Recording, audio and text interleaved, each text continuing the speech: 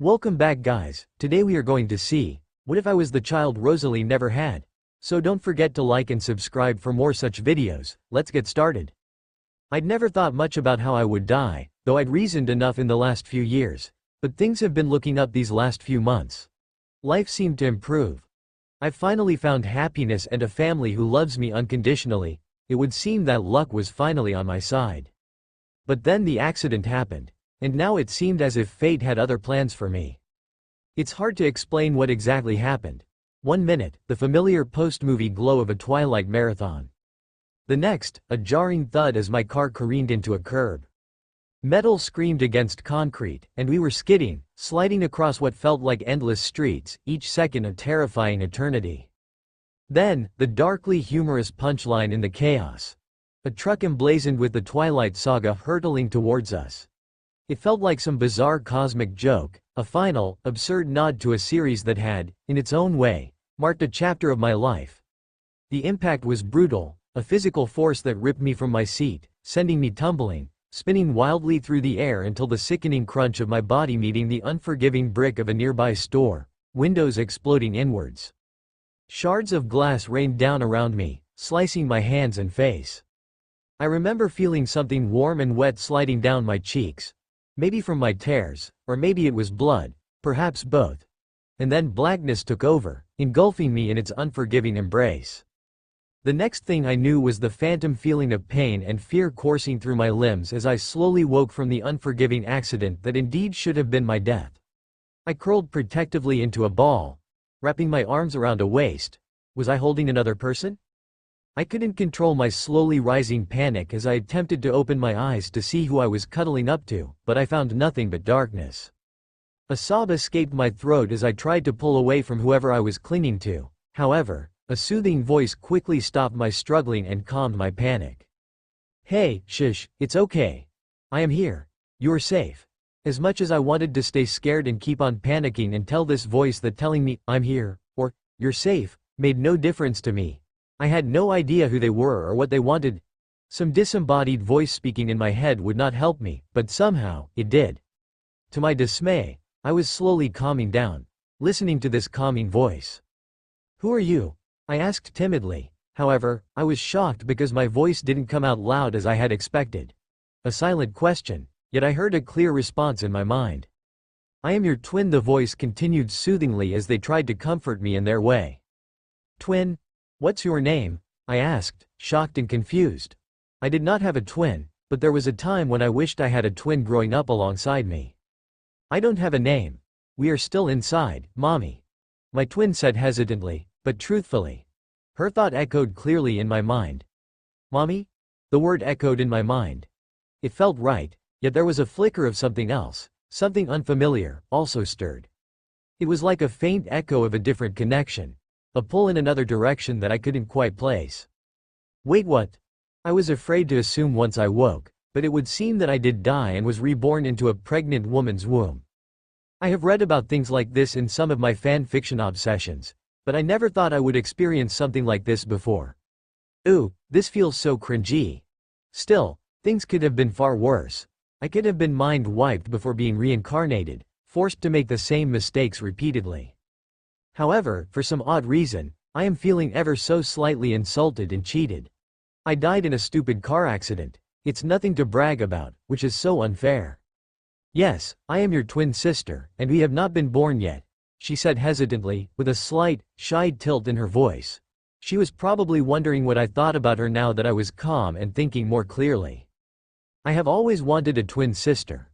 I, however, surprised both of us when I squeezed her hand tighter with mine. I am overwhelmed, no doubt about that. My breath hitched in the cramped space, a dizzying mix of disbelief and a strange, unexpected joy bubbling up within me. A warmth spread through my chest, and my grip on her tightened almost involuntarily. We didn't talk much after that, not because we didn't want to, but because of a lot of screaming from outside my new, or maybe our new, home. It felt better to call our location home instead of calling it a womb. I gathered with all the screaming that the people outside weren't pleased with the pregnancy. I couldn't help but wonder why. Was she a teenage mother? Did they cheat on each other? Was she assaulted? I had no idea. but there were more voices against us than for us. Each shouted word, each sob, painted a grim picture in my mind, fueling my growing unease about the world we were about to enter. Some of the shouts sounded laced with pain and heartbreak, others with what seemed like personal betrayal. The word abomination, whispered with chilling intensity more than once. The words monster and soulless echoed more than once. An unsettling feeling, a primal sense of wrongness, prickled at my awareness whenever those words were uttered. However, there was one voice that stood out from all the screaming voices. It was a voice that called out to my very soul. The voice was smooth and melodic, bathing my soul in a sense of comfort, love, and protection. It reminds me of what home should feel like. This is the voice of my mother, of which I am sure. It was hard to hear what all the voices were talking about. We couldn't hear their conversation. Muffled by excessive white noise, we could only distinguish a few words. Those few words were things I wish I hadn't heard. The voices called my sister and me, it, or monster, and there was also a fight between them regarding abortion. The only comfort I had inside this home was my sister and the voice of my mother. I could always sense when my mom would press her hand against our home. I always made sure to place my hand on hers whenever she did. This was one of the small ways I could use to show her that I recognized her as my mother, that I accepted her, and that I was waiting for her, too. I know I should feel grief for my old life, but excitement overpowered it for my new life with my mother. Sometimes, a brief pang of sadness, like a memory of a familiar face or a favorite song, would flicker, but the insistent thrum of anticipation for the future quickly erased it. This was a second chance for me to have an actual mom who would love, care, and cherish my very existence. After all my old life, I never had a mother or a father. I grew up in the foster system, never to be adopted. I know my mother is waiting for me, and I can't wait to meet her. Tonight, the screaming was louder than usual, but it would seem that it has finally reached its peak, its climax. I could finally make out a whole sentence as someone screamed. "You gave me no choice." There was also a lot of sobbing, but this wasn't my mom crying, I could tell as much, but whoever this woman was sounded incredibly upset. "I'm scared." I heard my sister whimper. This was the first time she had ever shown some kind of vulnerability in our relationship. Usually, it was I who needed reassurance, making me firmly believe she was the eldest twin. But now it is my turn to be the one to reassure my sister, and by God, I will. Despite her fear, I also sensed a quiet strength in her, a deep connection to the rhythmic pulse of the body we shared, a silent acceptance of our shared fate within this woman. "Of what?" I asked as I tried to move closer in this already cramped home of ours. "I'm afraid that everyone is going to hate us," she whimpers again, seeking comfort and reassurance. Yes, this had been on my mind since I started hearing the loud, angry voices, but I needed to do something and help my sister somehow. I now know that some did not seem happy that we were alive. Well, aside from my mom.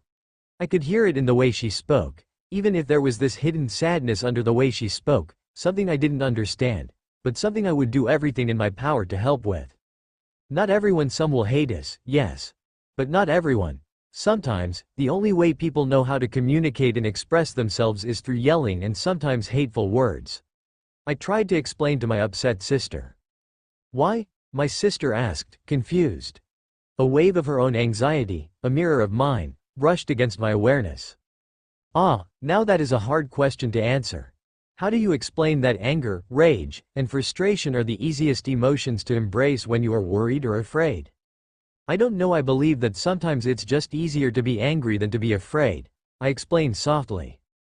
She shuffled closer, her small hand finding mine again, a silent acknowledgement of my words and a seeking of continued comfort. The sobbing and screaming continued for a while, and my concern grew at each passing moment. A knot began to form in my stomach, tightening with each raised voice. I hesitated to admit it, but I found myself feeling a bit scared as I noticed my chest tightening and my heart racing at what was happening outside. I remember once reading a book on pregnancy for a school project that said that pregnant women shouldn't be under all this constant stress, and with what I have been hearing, well, I wouldn't say that any of this is stress-free. I was even more concerned that she would have a miscarriage and that we would never be able to meet our mothers. That thought alone was like a shard of ice piercing my heart and soul, a sudden, sharp coldness that spread through me. I quickly shook that thought away when I felt my sister whine in distress at the rise of my emotional turmoil. She was already afraid, and if I became upset as well, then she would feel the need to help me, which in turn wouldn't help her emotional distress. Racking my brain, I realized there wasn't much I could do to help her calm down. I can't hold her closer because there's no more room, and my arms are already around her as tightly as possible. So that left music and stories. Music or stories always calmed me in some way, so maybe it will help here as well. Want me to sing for you, or would you like me to tell you a story? It should help out with drowning out the loud yelling that's going on. I offered timidly, afraid that she would reject the only way I could think of calming our emotional turmoil.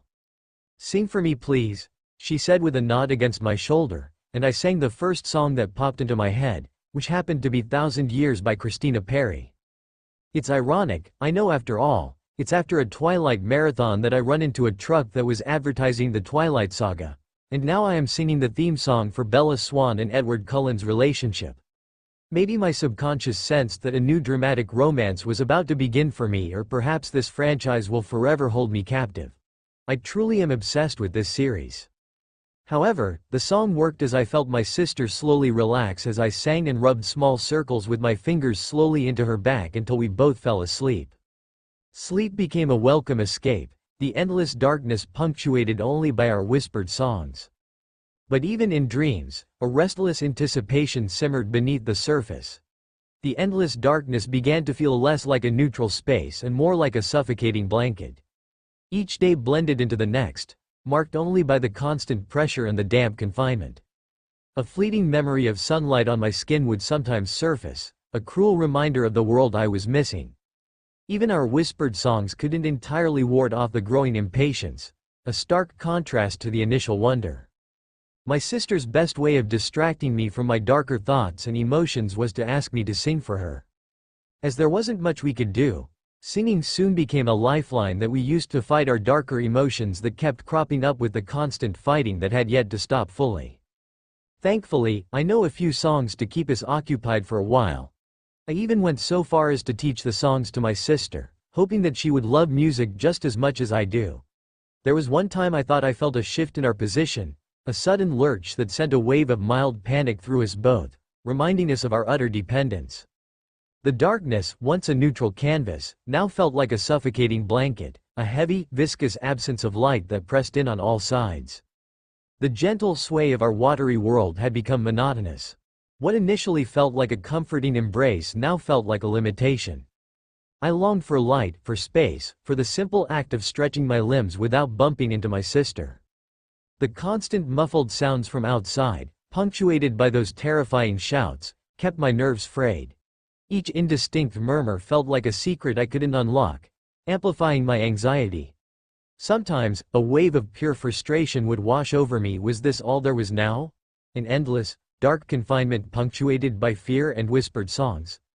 I even started having these strange, formless thoughts, like echoes of a life I couldn't grasp, adding another layer of unease to the sensory deprivation. I soon found that I enjoyed the evenings the most. These were the times when it was quiet, with no fighting, just the sound of loud snoring and the soft singing from my mother. The song is hauntingly beautiful and full of emotions that always had me in tears. There was a deep undercurrent of longing in her voice, a sadness that resonated with a part of me I didn't yet understand.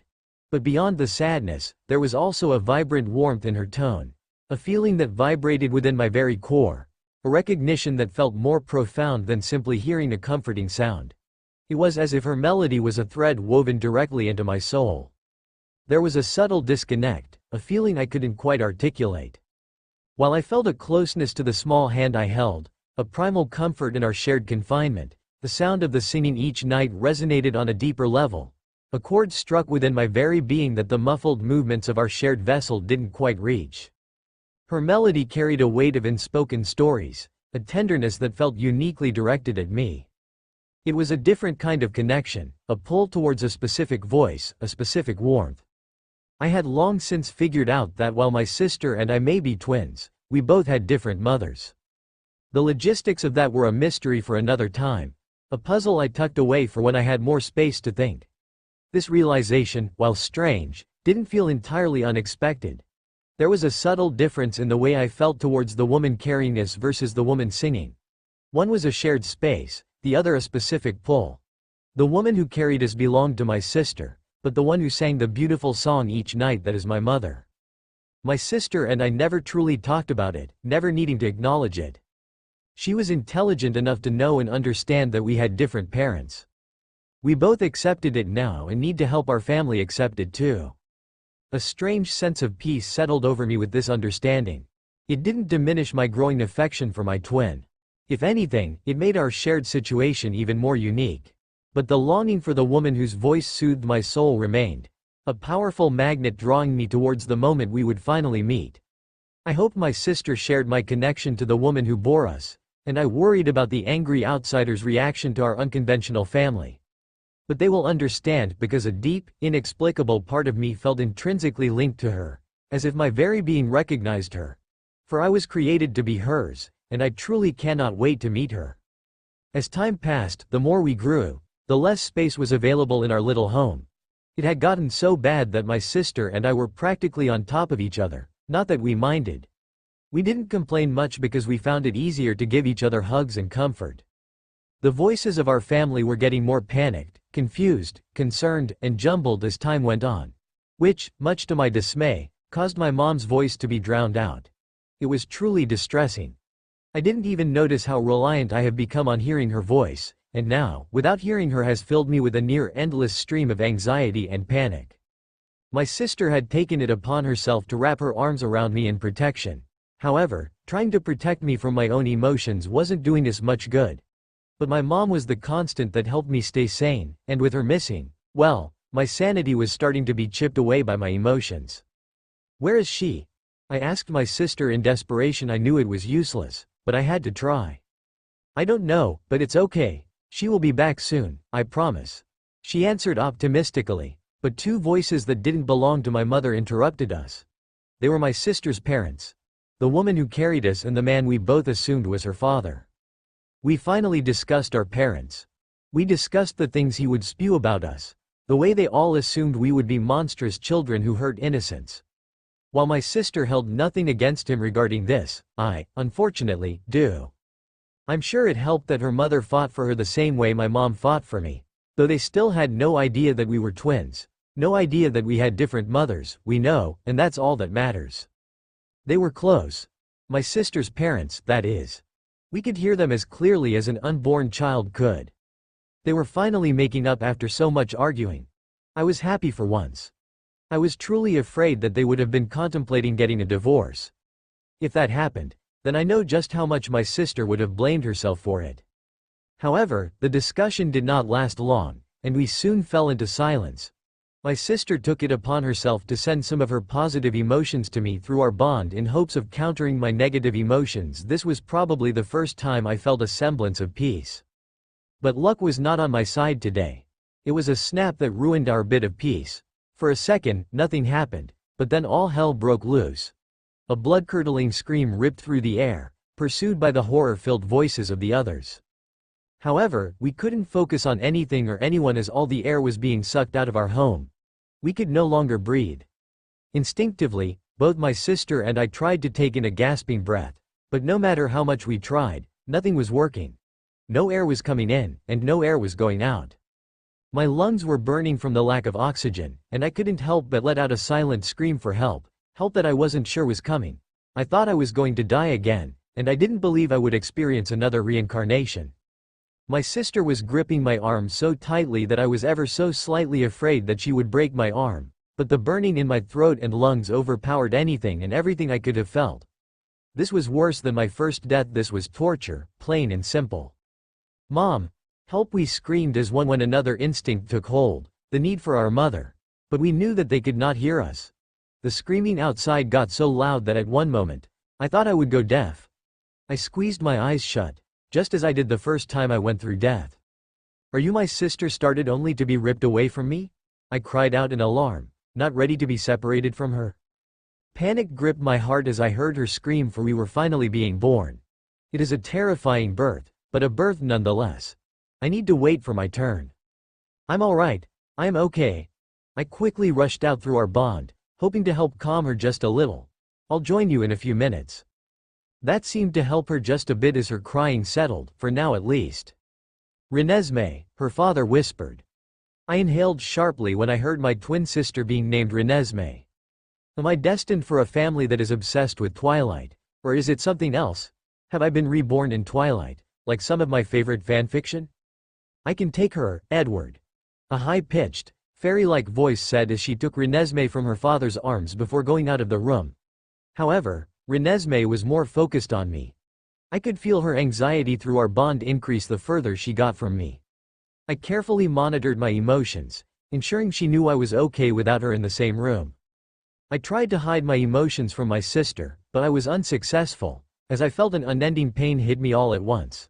I felt her register my pain as she shook in panic and fright. Renesmee started to wail as she tried to get them to realize that I was still in her mother's womb. That I was hurt, and that I needed help. I wasn't sure if it worked, or if they finally realized that there were two of us, but I was being pulled free from the place that had become a tomb. Another one, Edward breathed out in shock. The pain of this terrifying birth was slowly ending. The hands on me were ice cold but soothing to my overheating skin. My small body trembled as I slowly caught my breath. Give her to me, Edward. I swear I'm fine. My mom has finally arrived. The next thing I knew, Edward all but shoved me into my mom's arms. Edward, I swear. You have another daughter, and this is how you treat her, my mom said, shocked, as she placed me gently against her chest. One of her hands cradled my bottom, holding a blanket close against my small body. I don't care, he snapped as he plunged something directly into my sister's mother's heart. Bella, she isn't responding. That thing stopped me from saving Bella. I could have saved her after my daughter was born, but that thing being in her stopped me. If my Bella dies, then I'll kill her. Edward. The pixie-like fairy snapped as she came into the room while holding Renesmee. Don't say that and don't call your child a thing. She's just an innocent baby. Through our fading connection, I couldn't sense anything from Bella, no flicker of emotion, no awareness of the chaos surrounding her. She's not innocent if she kills Bella, Alice, Edward growled before continuing. But if Bella dies, I will never see her as mine, only as an abomination. I cannot believe you right now, Edward, Alice said, stunned. You are rejecting her just because she was a moment too long within Bella? Bella isn't dead, Edward. Her heart still beats. I could not believe what I was hearing. First, I have finally concluded that I was reborn in Twilight. Second, Edward is rather vicious. Finally, I am truly happy that I do not see him as my father. Good. He doesn't deserve to be. Not after what he said. And yet Edward calling me an abomination and rejecting me right off the bat still hurt. Are you okay, sis? Renesmee asked worriedly as she felt my pain and despair through our bond. No, but I will be once mom fully accepts me as hers, I replied truthfully. I will speak to my dad soon, sis, Renesmee stated. A wave of confusion and worry washed over me through our bond as she felt my distress. She didn't understand the darkness in his words, only that they caused me pain. That's enough, my mom snapped. I will not have you denigrate an innocent baby, Edward, especially in front of her sister. There was silence for a few moments. Edward's fists clenched and unclenched as he tried to regain his temper. My mom stood calmly, waiting for him to speak and apologize. When he didn't respond, she decided to move on and began to explain as she gently rocked me back and forth. Edward, I can understand your anger and desperation. You love Bella and will come to love and accept Renesmee as your daughter. But what I cannot understand is why you cannot give this baby the same courtesy as you did for Renesmee. She is just as innocent as Renesmee is. I was grateful to hear this. I know she meant well. But still I couldn't stop my tears from leaking onto my mom's shoulder. It hurt so badly how she was trying to get Edward to accept me as his daughter still. It was awful. Didn't she see? His rejection was clear. Why was she still hoping? Did I even want his acceptance after what he said? Silence stretched, thick and heavy. I could sense the storm warring within the man who had rejected me. His hands clenched and unclenched at his sides, the knuckles white. He glanced sharply towards the still form of my sister's mother, then back towards me. His golden eyes flickered with a mixture of fury, guilt, and perhaps reluctant understanding. Renesmee sent a sharp pulse of disapproval through our bond. aimed squarely at her father, a feeling so strong I flinched. He took a deep, unnecessary breath, the sound harsh in the quiet room. Finally, he sighed, the sound ragged. All right, you win. But as far as I am concerned, you are now the baby's mother, and Emmett is her father. Renesmee is mine and Bella's. The girls are advanced mentally, and Renesmee has kindly informed me that even if I accepted her sister as my daughter now, she will not accept me as her father, nor will she accept Bella as her mother. I am not saying I won't accept her, Edward, my mom stated, sighing heavily as she held me tightly against her chest. But I do want to know where this sudden change of attitude is coming from. The twins are very sensitive and very intelligent, from what I can tell. Renesmee is open to me, but her sister is closed, much like Bella is to me. Edward sighed. I was angry because I could not read her. I was certain she was a soulless monster sent to kill the innocent. I blamed her for the first thing I could think of, and that was the delay in Bella's change. And now, my mom questioned. Why is it so important for you to know, Rosalie? Edward deflected, ashamed at how he was acting towards the youngest twin. Because I need to know that you are no longer a danger to my little one, Edward, Rosalie explained, exasperated. Fine, Edward conceded. I lost control of my emotions and took it out on an innocent baby. I will agree to that. Renesmee, she hasn't stopped projecting her fury about how I treated her sister since Alice pointed out my error. It seems my own daughter knew better than I broke any parental connection I had with your daughter the moment I treated her as an abomination. I am sorry. I will ensure it will not happen again. I will be her uncle from now on. Now I just have to find a way to explain what I did to Bella. I hope she will forgive me and accept that the little one is now your daughter. My mom nodded, looking a lot happier than earlier. She will forgive you. Just be glad you didn't do the same with Renesmee. I doubt that she would have forgiven you then. I would have to agree with Rosalie, Edward, Alice chimed in, already moving towards the door. This incident might have taught you to be more careful with the way you act towards people and children, Edward. Your actions do have consequences and you need to be aware of them. Alice gave Rosalie a quick, sympathetic glance before hurrying out of the room. Renesmee's small form nestled securely in her arms. The sudden absence of Renesmee's immediate presence created a small pang of loneliness within me, even midst of the relief of being with Mom. Edward broke the awkward silence as he looked away from Bella towards my mom. So what are you going to call the little one? She needs a name fitting for a Hale, or will she be a Cullen? My mom chuckled softly as she glanced down at me. She will be a Cullen. She is a Hale, but I will call her Phoebe Valerie Cullen. How did you come up with that? I get Phoebe, as you always thought if you had a girl, that's what you would call her, and for a boy it would have been Phoebus, from Greek mythology, meaning bright, radiant, or shining one. Edward asked, curiosity dripping from his voice. Well, yes, that too, but the true reason is my grandmother's name was Phoebe. I always wanted to honor her by naming my daughter after her, and well, Valerie was Emmett's little sister's name. He always protected her, and this is my way to honor him and what he lost. Oh, I think it suits her, Edward murmured, looking awkward. Also, did you know that Valerie means to be strong, or healthy, or valiant? I did, actually, Mom said with a slight eye roll at her brother's sudden awkwardness. She is my radiant warrior. Mom's voice was soft but fierce, her gaze on me filled with a protective intensity that spoke volumes more than the dictionary definitions. With that, Mom turned towards the door and left the room with me securely in her arms. She was breathing me in, running her nose along my hair while she walked slowly down the stairs. I didn't open my eyes until I felt her move me away from her chest. Hello, my little warrior, my mom cooed softly as we entered another room, a room far away from Edward and Bella. I was rather impressed by the beauty that is my mother. She looked angelic, pale white skin, hair so blonde it looked golden.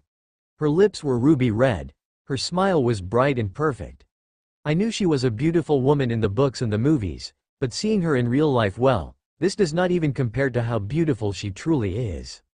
Realizing that I was staring as she was analyzing me, I opened my mouth and gave my mom a toothless smile and gave her unintelligent babbling just to show her how happy I truly was.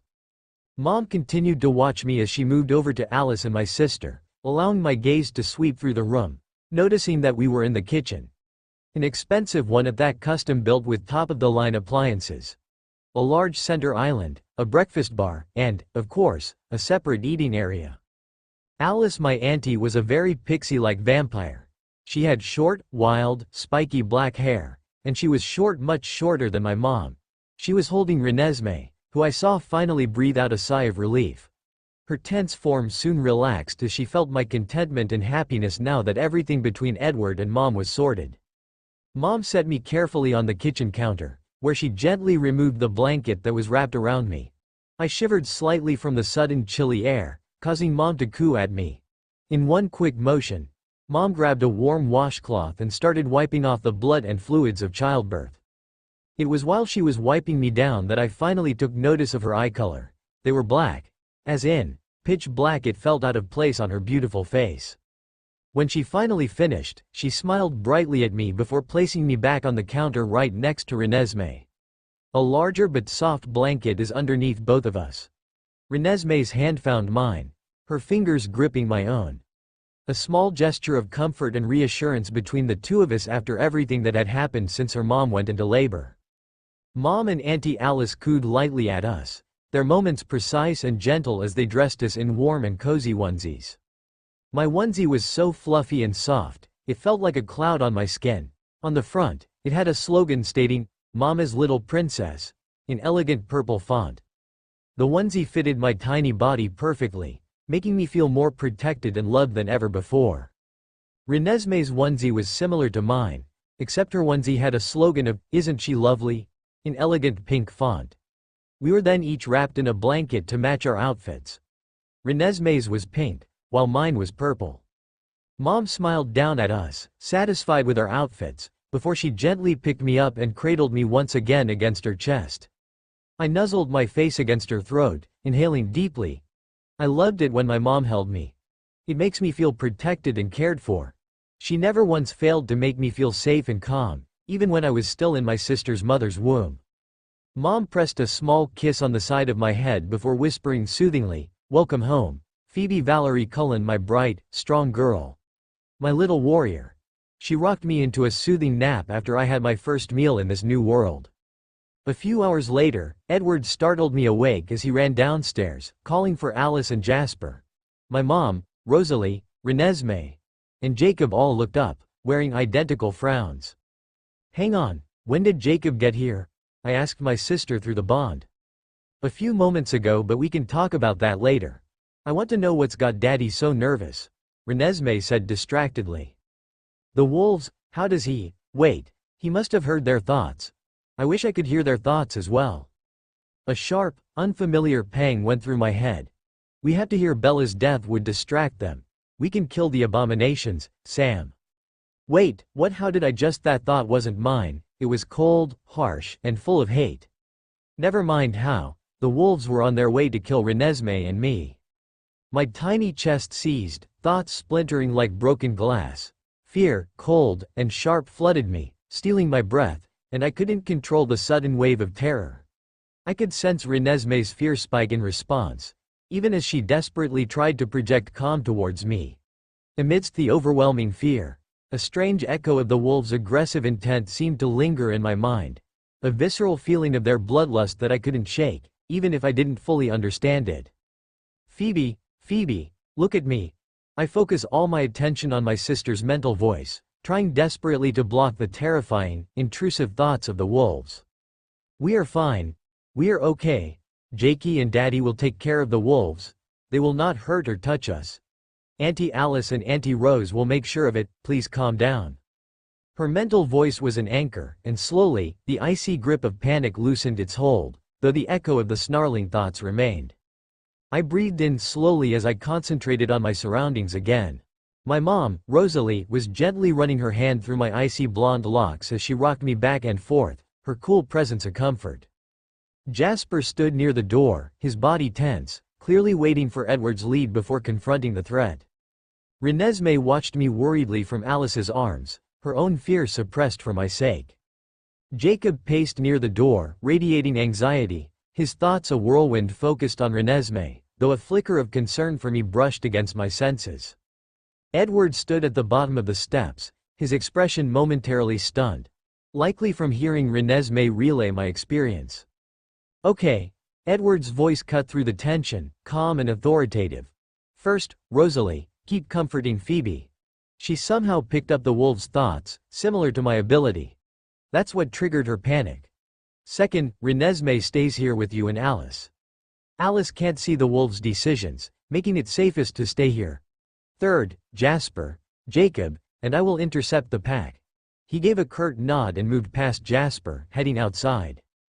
Everyone acknowledged his plan silently.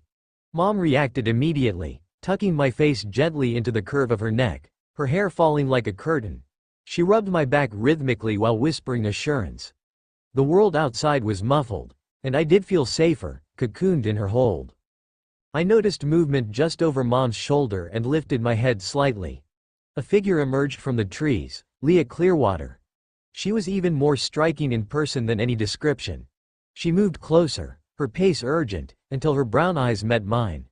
The hardness I glimpsed in others' memories of her vanished, replaced by something akin to awe, concern, and utter shock. Her face softened instantly, her guard dropping as she sank to her knees on the grass, gazing at me as if I held the secrets of the universe.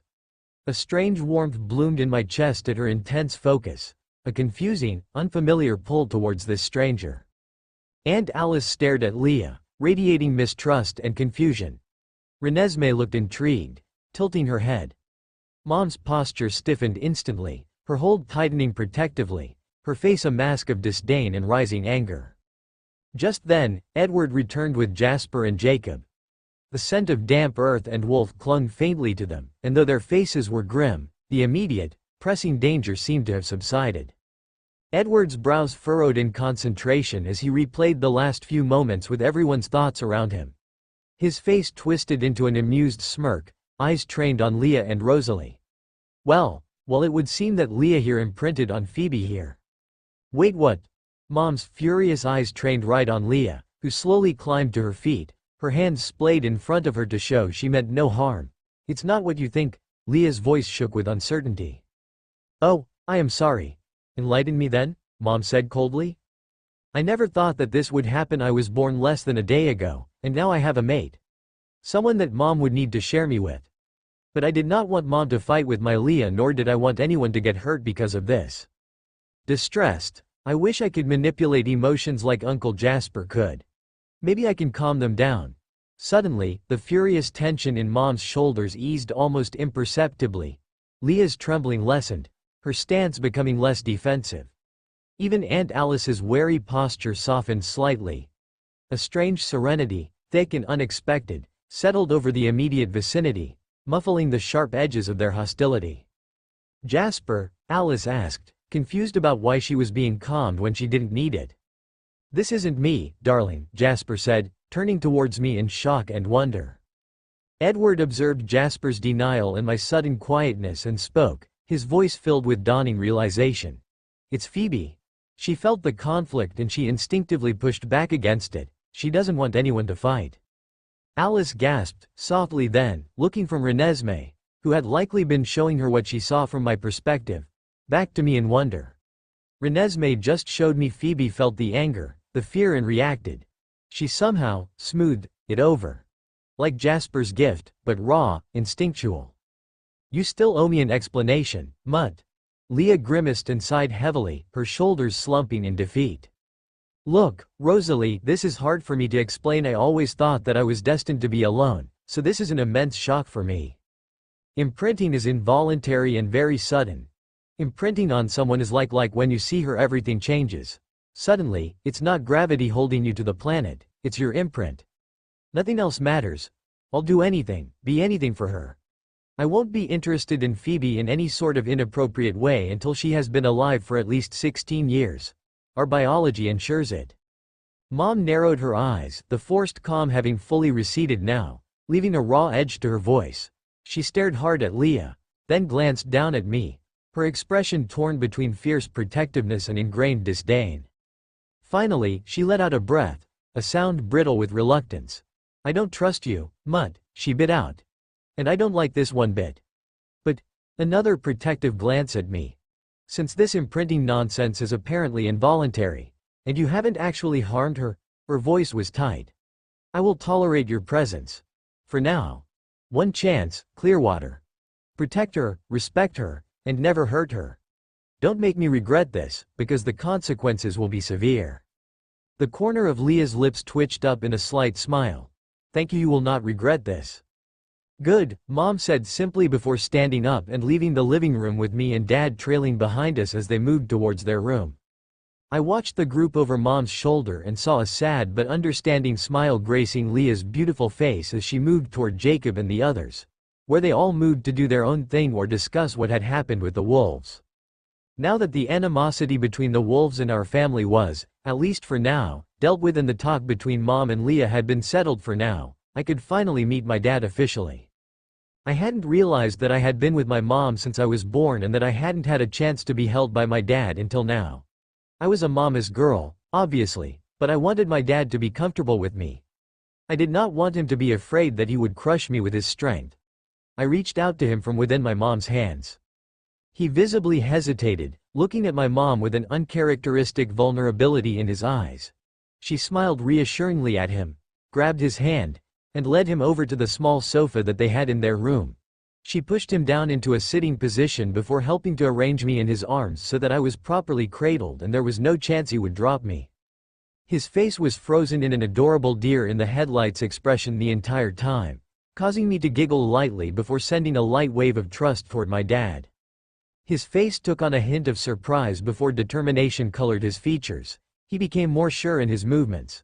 When Mom had triple checked that we were both comfortable, Dad didn't look as if he was holding a living grenade instead of a newborn. She sat on the arm of the sofa watching one lovingly. She looks just like you, Dad said, confused, but how is that possible? Mom laughed happily. No idea, but she definitely got her smile from you. I don't know where she got her eyes from, but they certainly suit her. Dad chuckled before leaning forward to kiss the top of my head as I snuggled my face deeper into his neck. He leaned back, resting comfortably against the sofa cushions as he studied my tiny body in complete fascination, his thumb moving gently across my cheekbone as he smiled. He looked so peaceful.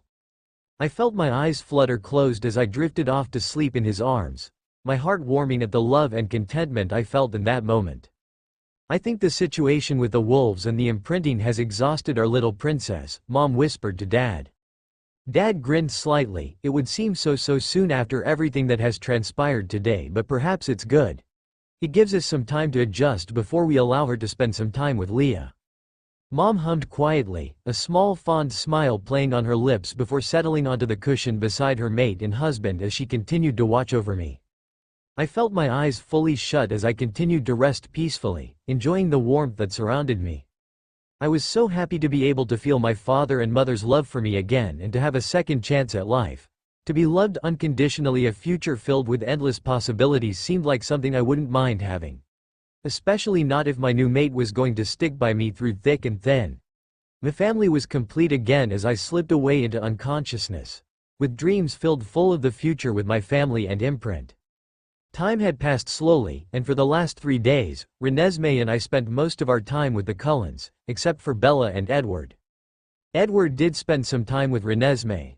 I'd watched from Mom's arms earlier, his intense focus entirely on my sister. But I hadn't truly seen him, not close enough to feel his thoughts clearly, since that first night we had that problem with the wolves. I couldn't help but notice his continued distance, a stark contrast to the attention he gave Renesmee. We also spent some time with our imprints and Seth. I spent most of my time held by Mom or Leah. Renesmee was usually with Aunt Alice or Jacob. The constant hum of thoughts and emotions was now familiar, almost second nature, since the confrontation with Sam and his pack. I felt them constantly now, a low hum beneath the surface. But I suspect that I can copy gifts as of now. I have started having short visions. Fleeting and unclear just now, as Aunt Alice smoothed her jeans. A flicker snagged my attention, swirling gray fog. A flash of crimson eyes. Gone before I could grasp it. Deciphering them felt like grasping at smoke. Today was the day that Renesmee would finally meet her mom after such a long wait. So, what's our plan for today? How is Bella going to deal with the fact that Edward's behavior caused them to lose Phoebe? Aunt Alice asked. Her usual effervescence dimmed as she perched on the edge of the sofa, smoothing a non-existent wrinkle in her jeans. She continued, Bella is a newborn. They're not prone to being able to control themselves. Even now, beneath Aunt Alice's worried words, I could feel the low thrum of Dad's tension, the tight knot of Jacob's fear. We could ask the same question about how she's going to handle the wolf and his imprint, Dad drawled from where he leaned against the door frame, arms crossed. His tone was bored, almost lazy, but his fingers' slight, rhythmic tap against his bicep betrayed an underlying tension. His eyes, when they met mine, held worry and concern. I didn't care how Bella would handle the fact that I was no longer her daughter. After everything Edward had said and done, the consequences were inevitable. Part of me wanted to be sympathetic, but after that had happened, I was never hers to begin with. Bella had merely been an incubation system, a surrogate, an obstacle. The thought felt harsh, landing sharp and unwelcome in my mind. Was it truly mine? It felt alien, cold. Yet how could I feel even curiosity for the one whose body carried me, when my existence belonged with Rosalie? A quick mental shake tried to dislodge the coldness. Mom was Rosalie. That was the only truth that felt real, the only one that mattered. Bella will have to deal with this the same way Edward has to. There is no reversing the consequences of his actions that night. Grandma Esme explained gently, her hands clasped tightly in her lap. The paternal bond, if it ever existed between Edward and Phoebe, to begin with, is gone. Fractured by his own choices. She is Rosalie's daughter, and that will not change. Back to the topic, everyone, Mom said as she looked towards the bassinet that held both Renesmee and me. Yeah, what are we going to do about Bella? Leah asked, her gaze snapping towards me, her brow tightly furrowed. A heavy silence settled for a moment, thick with unspoken anxieties, broken only by one deep, throaty chuckle, full of anticipation. She's going to try to kill you. I could hear the grin in my dad's voice as he looked towards Jacob. His grin was a little too wide, a little too amused, and a little too predatory. It was out of my control. Jacob's voice hitched, pitched higher. I had no choice in it. Just ask Leah. She can attest to that. He shifted, unable to stay still, his eyes pleading. Leah looked up and nodded slightly before returning her attention to me. She won't care. Newborns are emotional and irrational. They act. They don't tend to think. They are driven by two things. Uncle Jasper explained patiently, his calm voice a steady anchor in the room, though I saw his hand rest subtly on Aunt Alice's arm. Hunger and instinct. The words seemed to echo strangely inside me, a cold, primal resonance I didn't understand. He continued. She no longer experiences emotions as they were before. They tend to bury logic and thought. This makes a newborn so dangerous. Hunger, rage, lust, sorrow, bliss, passion. They feel it on a level of intensity their humanity could have never held a candle to. A tremor went through me, ice skating down my spine despite the warmth of Mom's hold. Even with the explanation, Uncle Jasper's voice held just a tinge of amusement. Knowing them, Uncle Jasper and Dad were probably already placing bets on Bella's reaction. So, what will she do when she realizes that Phoebe isn't her daughter, despite having given birth to her? I shouldn't be the only one concerned, Jacob stated, wringing his hands. If she's going to try to kill me, what is she going to do to Rosalie? You aren't the only one concerned. Grandma Esme interrupted. And we will handle it as it comes. We will handle this as we always do. As a family. Nah, I think Bella will try to kill Edward. After all, he caused Bella to lose Phoebe as a daughter. But Esme is right. We will handle this as a family. Dad stated, looking over towards Mom and then me lovingly, reaching out to briefly squeeze Mom's shoulder. Who are they talking about? Renesmee asked in confusion through our bond. Your mom, I answered hesitantly before deciding just to be honest with my sister. She is waking up today. They all worry that she will be mad at Jacob and my mom. Do you think she will be? Renesmee asked worriedly, looking at me for answers. Undoubtedly so. I explained hesitantly. Newborn vampires are unpredictable and dangerous. They run on instinct and hunger. Logic is not something they will think about. So yes, your mom will be angry with Jacob and my mom. I don't want her to hurt anyone, Renesmee said sadly. Nor do I, sis. I responded with a sigh. But I think that the family will do everything in their power so that no one gets hurt. However, I do believe that Jacob will be hurt before your mom can even get to my mom. Why, though? He is innocent in all of this, Renesmee asked, confused. He imprinted on you. I explained gently. She will undoubtedly be angry because of that. But your mom did not hurt Leah when she imprinted on you. Why will my mom hurt my Jakey? My mom isn't a newborn vampire, Renesmee. She has control over her emotions. I explained.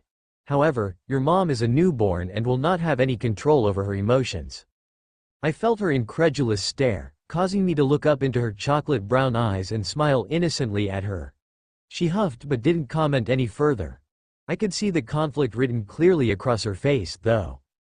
Uncle Jasper peeked over the bassinet, having decided that the tension and heavy discussions were now over and we were safe to come out. Through our bond, I felt Renesmee tense slightly as he approached. A sudden flicker of possessiveness directed his presence near us. "Good morning, Lil, darlings," he said softly before leaning down and kissing me on the top of my head. That flicker ignited.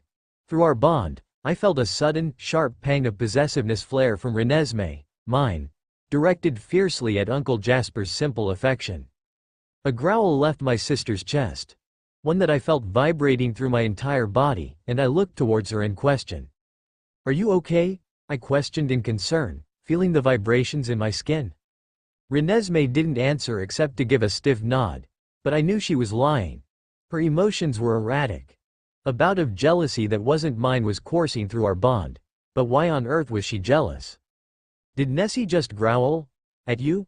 Jacob asked with mirth and incredulity in his bewildered voice. Jacob stared down at a slightly glaring Renesmee, though I noticed with some confusion that the glare was directed towards Uncle Jasper. "Yes, and it was quite a nice sound," Uncle Jasper replied with amusement before continuing, a little more subdued. "Lil, darling is jealous and a little protective. She is staking her claim on Phoebe. She is feeling a type of fragility in their bond since they have different parents." The growling suddenly stopped, as Renesmee quickly diverted her gaze away from my shocked gaze.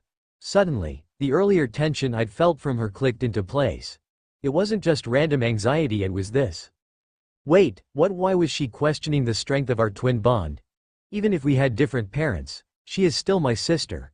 That didn't change. As quick as lightning, I wrapped my sister in my arms in hopes of soothing her erratic emotions.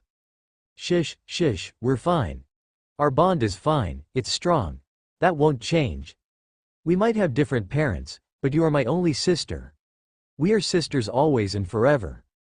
I rambled out as I panicked at the idea that my sister thought that I would reject our bond. "Promise?" she asked in a small voice as her emotions started to settle. I buried my face in her hair and scented her, something I'd wanted to do for a while now. A small purr left my chest as I recognized the scent of my sister. She smelled like jasmine, iron, and wolf. "I promise. Nothing can change the bond we have. You're my sister, always and forever."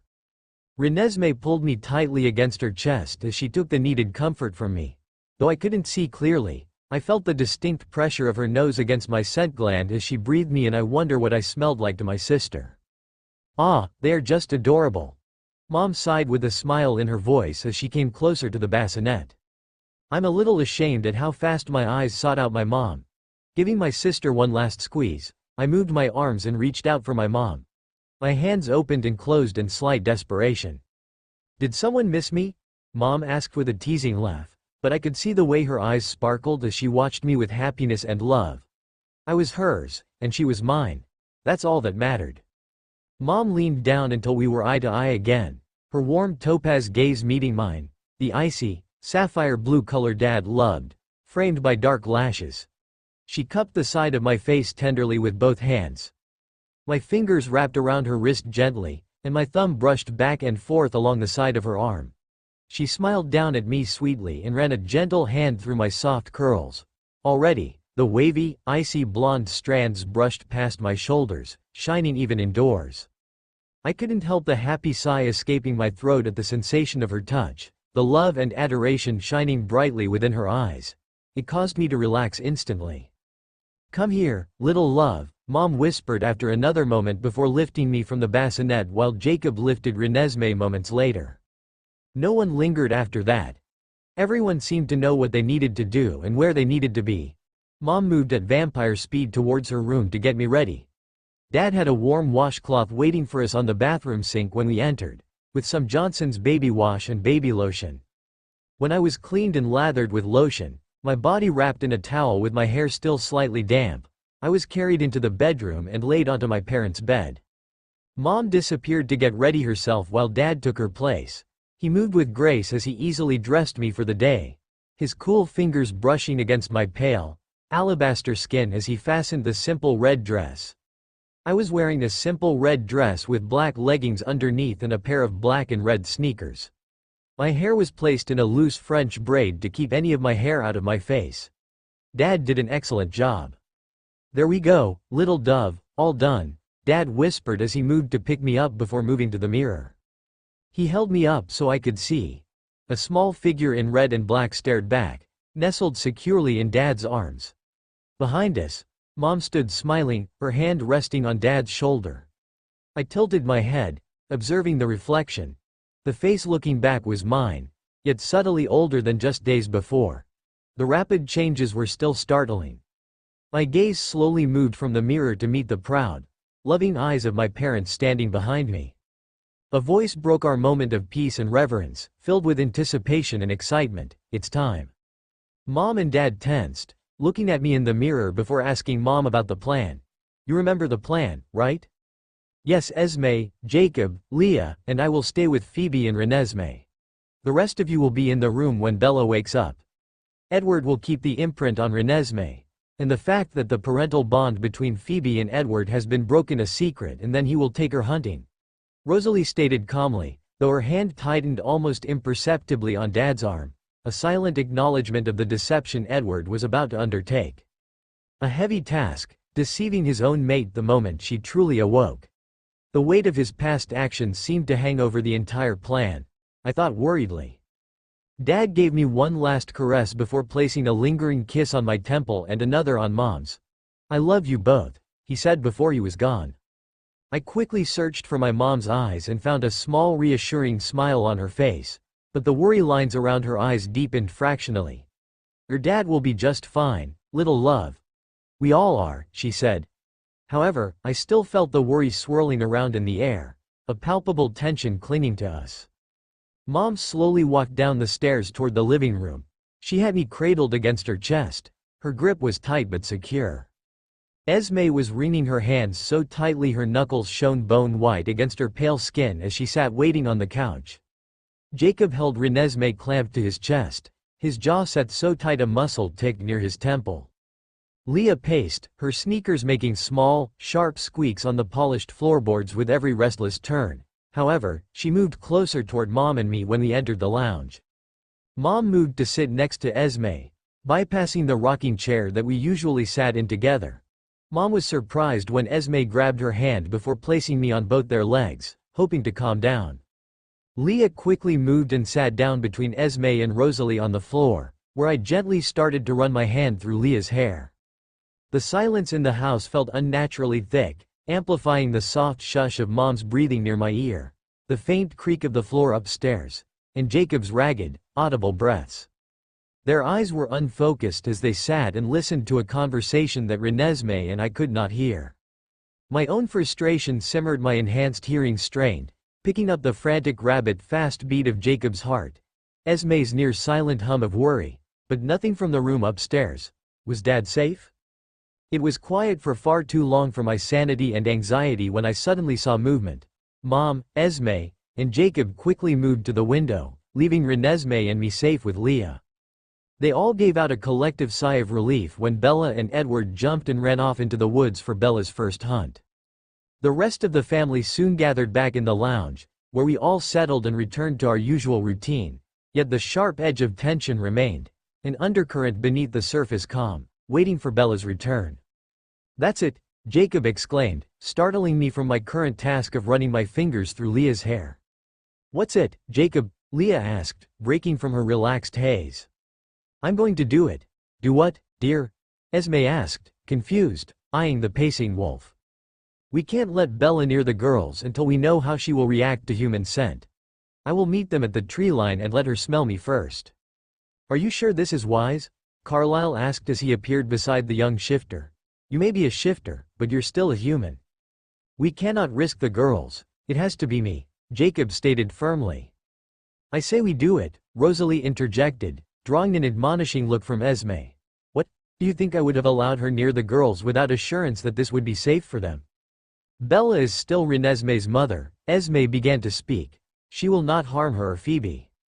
You cannot be sure of that, Esme, Leah interjected. We do not know how much control she has. She is a new vampire, after all. Also, you shouldn't be concerned so much. Both Seth and I will be just inside the woods to give Jacob backup if needed. And it is my decision, Jacob firmly stated. If I want to go out there and see just how much control Bella has, then it is my prerogative. As Blondie said, we cannot risk the girls, and I am offering myself to be sacrificed. I need to know that the girls will be safe with Bella now that she is a full-fledged vampire. Yet, Grandma Esme and Grandpa Carlyle's expressions held apprehension and concern, while Mom's held relief and gratefulness for Jacob's decision. But I felt panicked at the idea that my Leah would be out there and in the line of danger, much like Renesmee is feeling right now.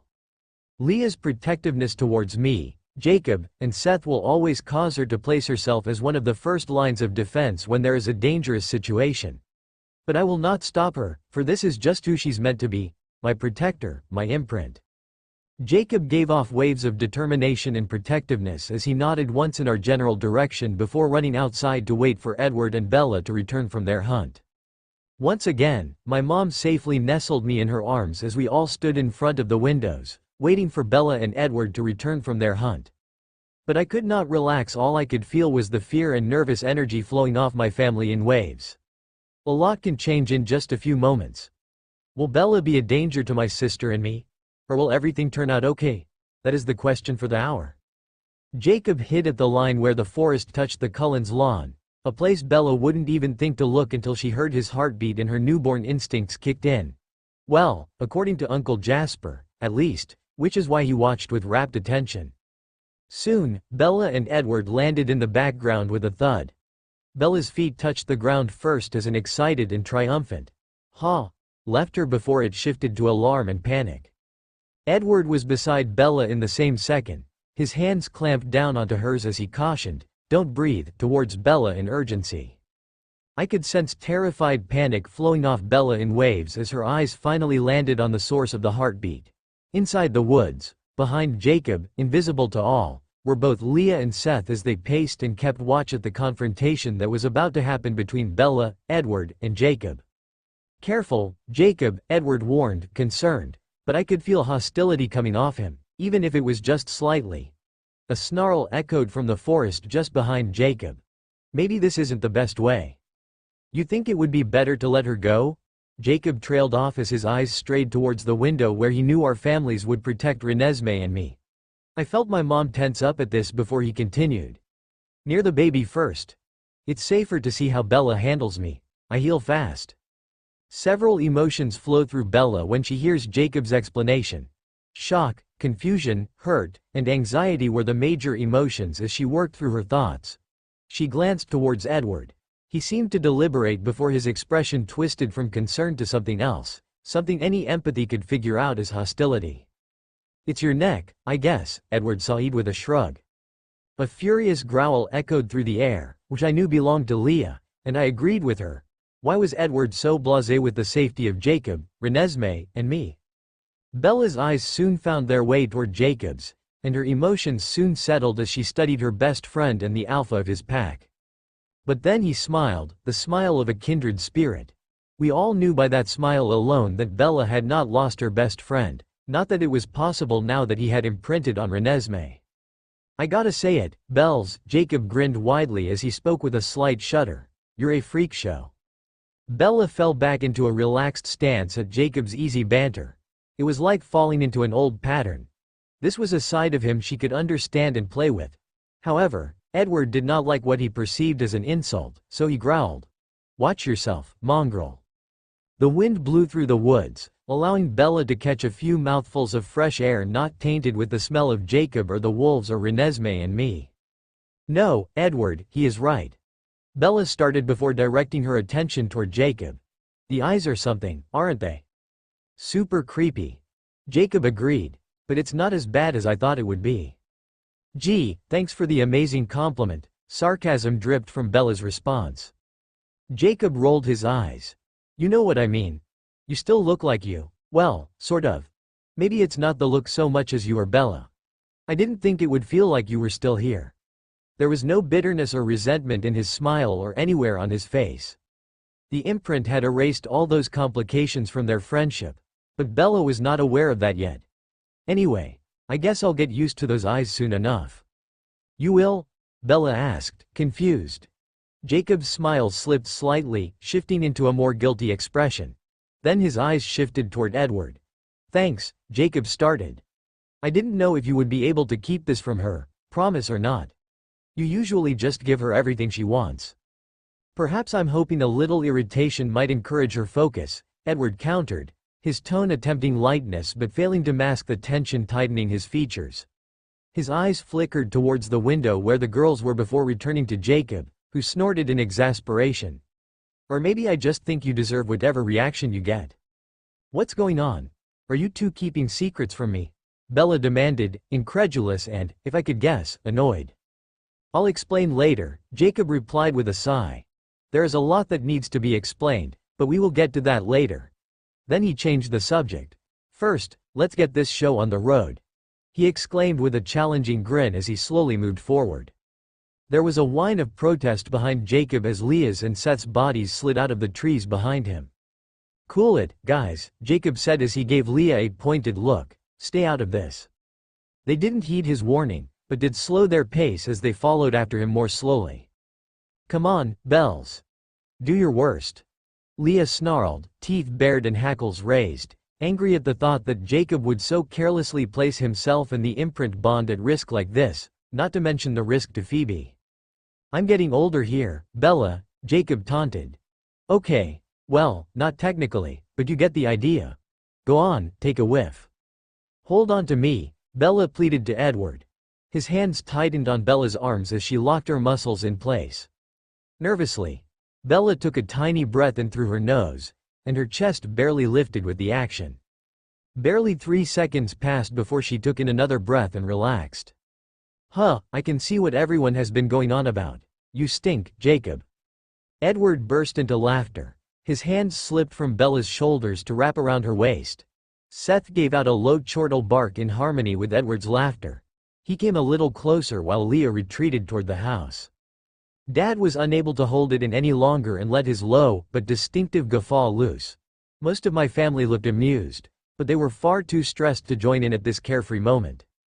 Look who's talking, Jacob said, theatrically plugging his nose, his grin ever present. Okay, so I passed, right? Bella asked. Now, are you going to tell me what the big secret is? Jacob's expression shifted toward apprehension. His voice became strained. It's nothing you need to worry about in this second. Mom gently slapped Dad's arm when he let out a chuckle full of anticipation. Bella's attention shifted toward the window where we all stood.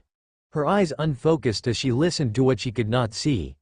When her blood-red eyes scanned over where I was watching from my mom's arms, I couldn't help but shudder, and both she and Dad pulled me tighter against them. Renesmee, Bella whispered, so low I nearly missed it, but I knew that my family would have heard it even if I missed something. Come and see, Edward murmured. I know you can handle this. You'll help me, Bella whispered. Of course I will, Edward reassured. And Emmett and Jasper. Just in case, of course, they will be there. We'll take care of you, Bella. Don't worry, we'll be ready. None of us will risk Renesmee. You'll be surprised at how she has already completely wrapped us all around her little fingers. She'll be perfectly safe, no matter what. Bella took a step forward, but then Jacob stepped forward, almost toppling Bella over in his haste and worry. Are you sure, bloodsucker? Jacob demanded, looking at Edward, almost pleading to stop this. I don't like this. Maybe she should wait. You had your test, Jacob, but, Jacob began, panicked. But nothing, Edward said, sternly. Bella needs to see our daughter. So, get out of her way. Jacob shot Bella a frantic look before turning around and flat out running into the house ahead of Bella and Edward, causing Edward to growl at him and the whole situation. Shall we? Edward asked Bella in a gentle voice. As they approached the back door, a silent understanding rippled through my family, and we shifted into a protective formation. Mom edged towards the exit route, while Dad positioned himself as a shield before us. Uncle Jasper mirrored him, guarding Aunt Alice and Renesmee. Jacob filled the space between Alice and Mom, a vigilant presence, as Leah took up a post near the door, just an arm's length from me. Out front, forming the first line, stood Grandma and Grandpa, momentarily obscuring us from Bella's view. Renesmee was leaning forward and out of Aunt Alice's arms, peering around Uncle Jasper, drawing Bella's absolute attention. "I was out just 2 days?" Bella gasped, disbelieving. "And that is a genuine concern. Both Renesmee and I look about 3 months old." Renesmee had shiny, bronze-colored hair that fell in ringlets past her shoulders. The length of her hair was much the same as mine. Renesmee's chocolate-brown eyes were examining Bella with an intensity that was not childlike. It was more toward an adult. It bore intelligence and awareness. Renesmee finally raised one of her hands, reaching out in Bella's direction, before placing her other hand at the base of Alice's throat. Alice patted her hand before murmuring, "Yes, that's her."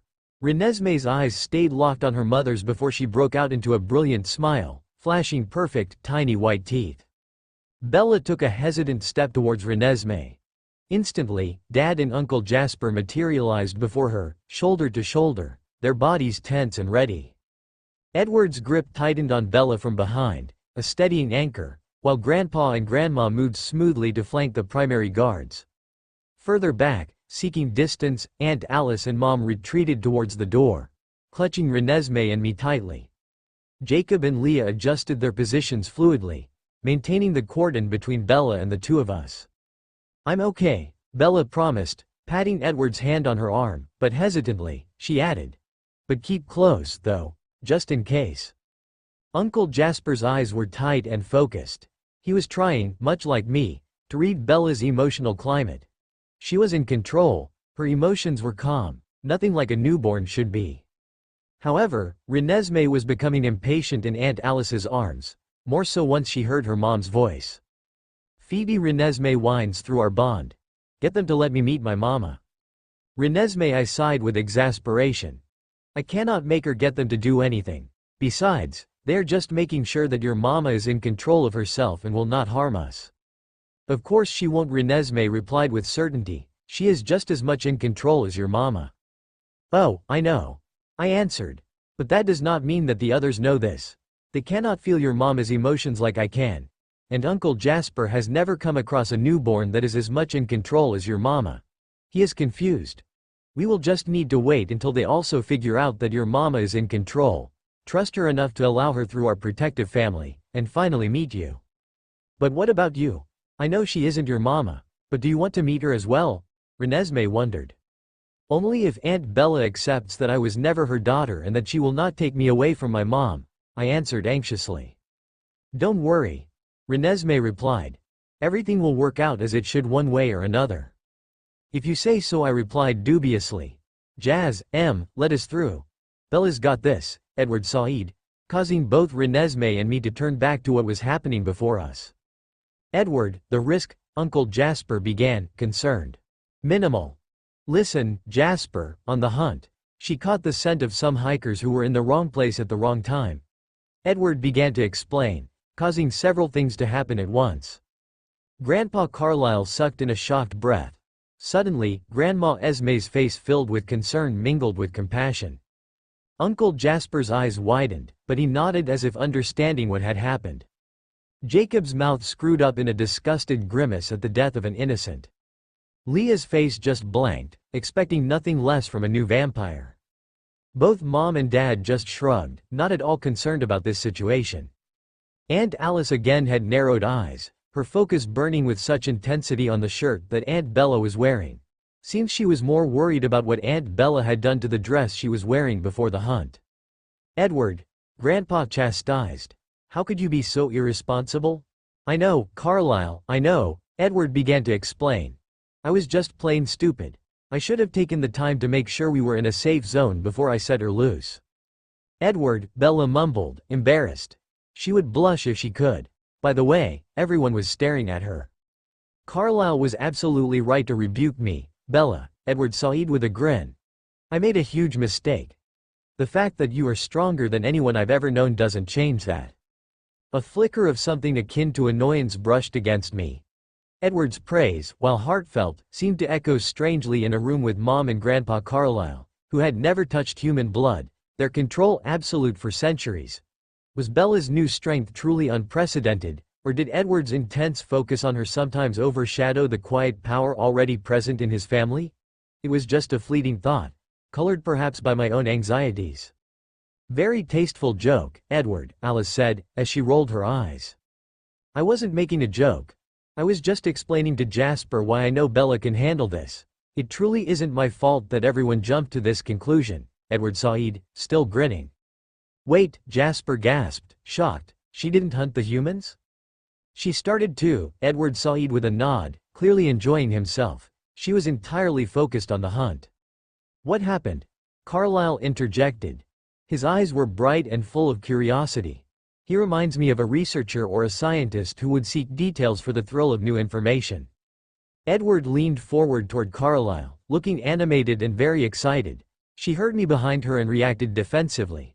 As soon as my pursuit broke into her concentration, she snapped out of it.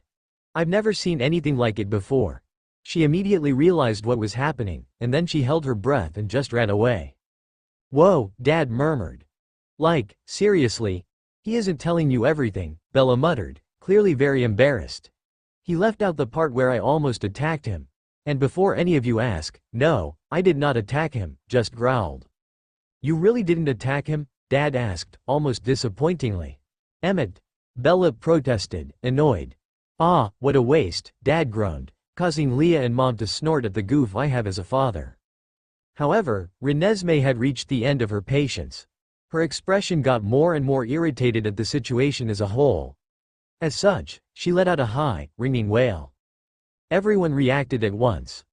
Mom moved closer towards Aunt Alice and Renesmee, sensing my need to get closer to my sister, while Jacob quickly tried to soothe Renesmee, who was struggling within Alice's arms, leaving Bella frozen in shock, her eyes still on Renesmee's. What's the matter? Is she hurt? What happened? Jacob asked, his voice raised with anxiety. No, she's fine, Alice told the near-hysteric wolf who had reached for Renesmee, and Alice surrendered her to him without a fight. She just wants Bella, see? She wants me, Bella whispered. Edward darted toward her side, his hands lightly on her arms as she urged her forward. She's been waiting for you for almost 3 days, Edward told her gently. Jake, I'm fine, Bella told the trembling wolf as she approached Renesmee. Jacob frowned, his eyes tight in panic at the thought of Renesmee in the arms of a newborn vampire. Renesmee, however, whimpered and stretched out, her hands grasping the air, showing Bella that she wanted to be picked up and held by her. Jacob let his long arms stretch out so that Bella could finally cradle Renesmee in her arms, but he did not let her go quite fully. But Renesmee did not care. Her mama was finally holding her. She looked up and smiled at her, showing her square little teeth and dimples. Then, very deliberately, Renesmee reached out for Bella's face, finally prepared to use her gift on her mama. Everyone held their breath at this, while Edward's hand tightened, anticipating Bella's reaction toward his daughter's gift and memory. What was that? Bella gasped, stunned by the strange yet strong memory that Renesmee had just shown her mama. What did you see? Alice asked in curiosity, leaning around Jacob, who was very much in the way at the very moment. What did she show you? She showed me that, Bella murmured, shocked. I told you that it was hard to explain, Edward whispered into Bella's ear. But a very effective means of communication. What was it? What did she show you? Jacob asked. Me. I think, but I looked horrifying, Bella said, shocked. It was the last memory she had of you, Edward murmured. She is letting you know that she's made the connection, that she knows who you are. But how did she do that? Bella asked, bewildered. How do I hear thoughts? How does Alice see the future? Edward asked rhetorically. She's gifted. Renesmee's gift is the exact opposite of what I can do. But Bella did not care about that. No, she was more interested in her daughter, nestled in her arms. Renesmee reached up to pull on a lock of Bella's hair. Her fingers twisted in it the same way I had done to my mom once before. It didn't take long after that for them to flip the proverbial switch. I knew it was coming, but I could not stop my sense of foreboding. I was truly worried about Jacob. "She is fine," Alice murmured to Jasper and Jacob, but that did not appease Jacob one bit. Jacob's voice was high-pitched with stress as he asked, "Haven't we experimented enough for one day? Okay, I agree Bella's doing great, but let's not push it." I held my breath when Bella glared at Jacob with real irritation. "What is your problem, Jacob?" Bella demanded with a hiss as she tugged lightly against the hold Jacob had on Renesmee. He didn't relinquish the hold. He just stepped closer to Bella. Jacob moved closer to Bella, with Renesmee touching both their chests. Edward now joined in with his irritation when he, too, hissed out, "Just because I understand doesn't mean I won't throw you out, Jacob. Bella's doing extraordinarily well. Don't ruin this moment for her." I was wondering when Bella would notice or even wonder why Mom, Dad, and Leah were not involved with this group huddle. But it would seem that Bella was more into trying to understand Jacob's anxious, half-angry expression. His gaze remained fixed on Renesmee's face, staring at her like he was a blind man, seeing the sun for the very first time. Bella's expression and emotions slowly morphed from a furrowed brow of bemusement and irritation to horror and accusation. It was fascinating to observe the shift, like watching a predator finally recognize its prey. This intense emotion felt foreign compared to the gentle warmth I felt from Mom and Leah. "No," Bella hissed out, sounding truly like a feral vampire. A small whimper escaped Renesmee as Bella's sudden fury washed over the room, her little body tensing in Alice's arms. Uncle Jasper, body was as tight as a loaded spring ready for the upcoming newborn vampire meltdown. Edward had his arms wrapped around Bella's chest like a constricting boa snake. Jacob has Renesmee out of Bella's arms in the same second Edward moved. "Rose," Bella said through gritted teeth. Her eyes finally found their way toward Mom's. However, Mom kept her face perfectly blank as she raised one perfectly sculptured eyebrow. "Take Renesmee." If Bella noticed that Alice had been the one to grab Renesmee, she didn't mention it, to focus on her anger at Jacob and the imprint. "Edward, I don't want to hurt you, so please let me go." He hesitated, knowing that it could be a huge mistake. "Go stand in front of Renesmee," Bella suggested. While Edward deliberated, Dad had moved back and in front of Mom and me. Edward soon did the same as he let go of Bella and stood in front of Alice and Renesmee. "You didn't," Bella snarled at Jacob. Jacob slowly backed away from the enraged vampire, his palms up, trying to reason with Bella. "You know, it's not something I can control." "You stupid mutt. How could you, my baby?" she hissed as she stalked towards him. Jacob backed out of the front door, half running backward down the stairs and away from the hunter in front of him. "It wasn't my idea, Bella. I've only held her once, and you already think you have some idiotic wolfish claim over her? She is mine." Dad, Leah, Uncle Jasper, Grandpa Carlisle, and Grandma Esme all followed Edward and Bella out onto the front lawn, while Mom stayed with me instead. Alice and Renesmee stood right next to us. "Well, that could have gone better," Alice mused as Mom shot her an incredulous look before she sighed. "And it could have gone worse," Mom countered with a smirk, causing Aunt Alice to roll her eyes toward Mom. Mom held me a little tighter against her. "Let's get you two some lunch," she murmured, turning towards the kitchen. Alice followed close behind. Once inside, Alice lowered her voice. "Rosalie, she didn't even seem to notice Phoebe. Didn't smell her, didn't look." Mom sighed softly, glancing down at me. "You saw how focused she was on Renesmee, Alice. It was overwhelming for her. Newborns, their focus narrows so intensely. Renesmee was everything in that moment." "You won't be able to keep her hidden for long, you know," Aunt Alice stated. "I know," Mom sighed as she held me a little tighter against her. "I will tell her everything once she has had her fun with Jacob." "Aren't you afraid that she would hurt him?" Aunt Alice asked worriedly. "No, Leah and Seth will step in if she crosses the line," Mom soothed Aunt Alice and Renesmee both. "Bella just needs to let out some steam, just like I did when Leah imprinted on Phoebe. It's a mother's protective instincts that kicked in." "If you're sure, Rosalie," Aunt Alice murmured.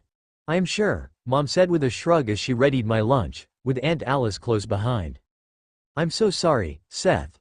I should have been closer," Edward apologized again, his voice a low murmur. His gaze fixed somewhere on the floor by Seth's feet as Grandpa Carlyle meticulously secured another piece of the makeshift brace to Seth's visibly trembling arm. The young shifter winced, a sharp intake of breath betraying his pain and discomfort. My own newborn senses, still a chaotic symphony of heightened awareness, prickled with a strange mix of empathy for Seth and irritation at the unnecessary apology. It wasn't Edward's fault. He hadn't succumbed to a primal rage, hadn't attempted to tear Jacob apart for something beyond his control. No, the responsibility for the volatile outburst, the one that necessitated Carlyle's intervention, lay squarely at Bella's feet. Her scent, sharp and metallic like fresh blood, still clung faintly to the air, a reminder of the barely contained fury that had lashed out. Seth, Bella began to apologize, her words catching slightly, her eyes wide and focused on Seth's injury. Don't worry about it, Bella. I'm totally fine, Seth said quickly, cutting her off before she could fully articulate her remorse. His bravado, however, didn't quite reach his wide, still shocked eyes. Bella, love, no one is judging you. You're doing so well, Edward murmured, his hand finding hers in a gesture of comfort. Easy for him to say, I thought. His words felt smooth, too smooth, while a jittery feeling buzzed inside me. It was a wrong feeling for what was happening. Of course, they weren't judging the newborn. This possessiveness, this volatile reaction to a perceived threat to her fledgling family, was practically expected from a vampire. It felt strange. Jacob, the imprinted wolf. The one whose feelings pulled strongly for Renesmee was the one who had nearly been hurt, defended only by Seth's intervention. Why are you apologizing again? Mom asked, her voice sharp as she swept into the room, her gaze assessing the scene with cool precision. Seth knew the risks when he interfered with your and Jacob's argument, and trust me, Leah will have some very pointed words with him later. I made a small, almost inaudible sound, mimicking a snort, a silent, almost inaudible puff of air through my nose. A flicker of something sharp like Mom's scent when she was annoyed went through me as I absently focused on the feeling of Leah's coarse hair against my cheek where she held me. She paced restlessly along the riverbank outside, her movements mirroring the turmoil I felt churning within me. My hearing had undergone a dramatic shift in the past few hours, a dizzying influx of sounds that made me question my perception. Was this my new reality, or was I merely mimicking the amplified senses of the supernatural beings surrounding me? How else could I discern the hushed tones and subtle shifts in emotion emanating from inside the house? Leah's intense emotional state flickered between anxiety for her injured packmate and brother, Seth, a sharp wave that seemed like palpable murderousness directed at the cause of the conflict with Bella, a deep-seated worry about the uncertain future, and a fierce, unwavering care that anchored on me. Leah's feelings swirled around me, sharp worry for Seth, a hot spike aimed at Bella, a deep thrumming for me, and a big wobbly fear about, well, everything. It was too much, too many threads to hold. Seth looked up, his youthful face paling further. I didn't even think of that. Archie is going to kill me. You are just a pup, Seth, so of course you wouldn't think of the consequences. Mom's lips curved, the corners of her golden eyes crinkling slightly, though the set of her jaw remained firm. But what's done is done, so let's move on to another matter, shall we?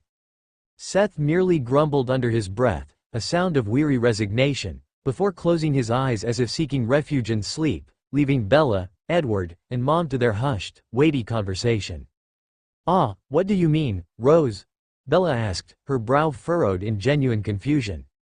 Let's sit, Bella, Mom sighed, her usual sharp edges softened with a hint of something akin to pity. What I need to discuss with you will be difficult to understand initially, but you must know. I hope Edward hasn't spoken of this to you yet?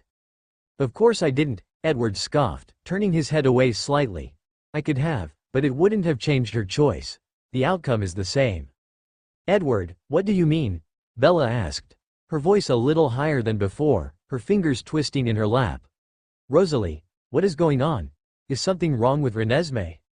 Renesmee is fine, Bella, Mom began, her gaze unwavering as she seemed to gather herself. But she is part of this somehow. Look, you gave birth to not just Renesmee. Bella's breath hitched, her crimson eyes widening with apprehension. What are you saying? But also her younger sister. Another daughter?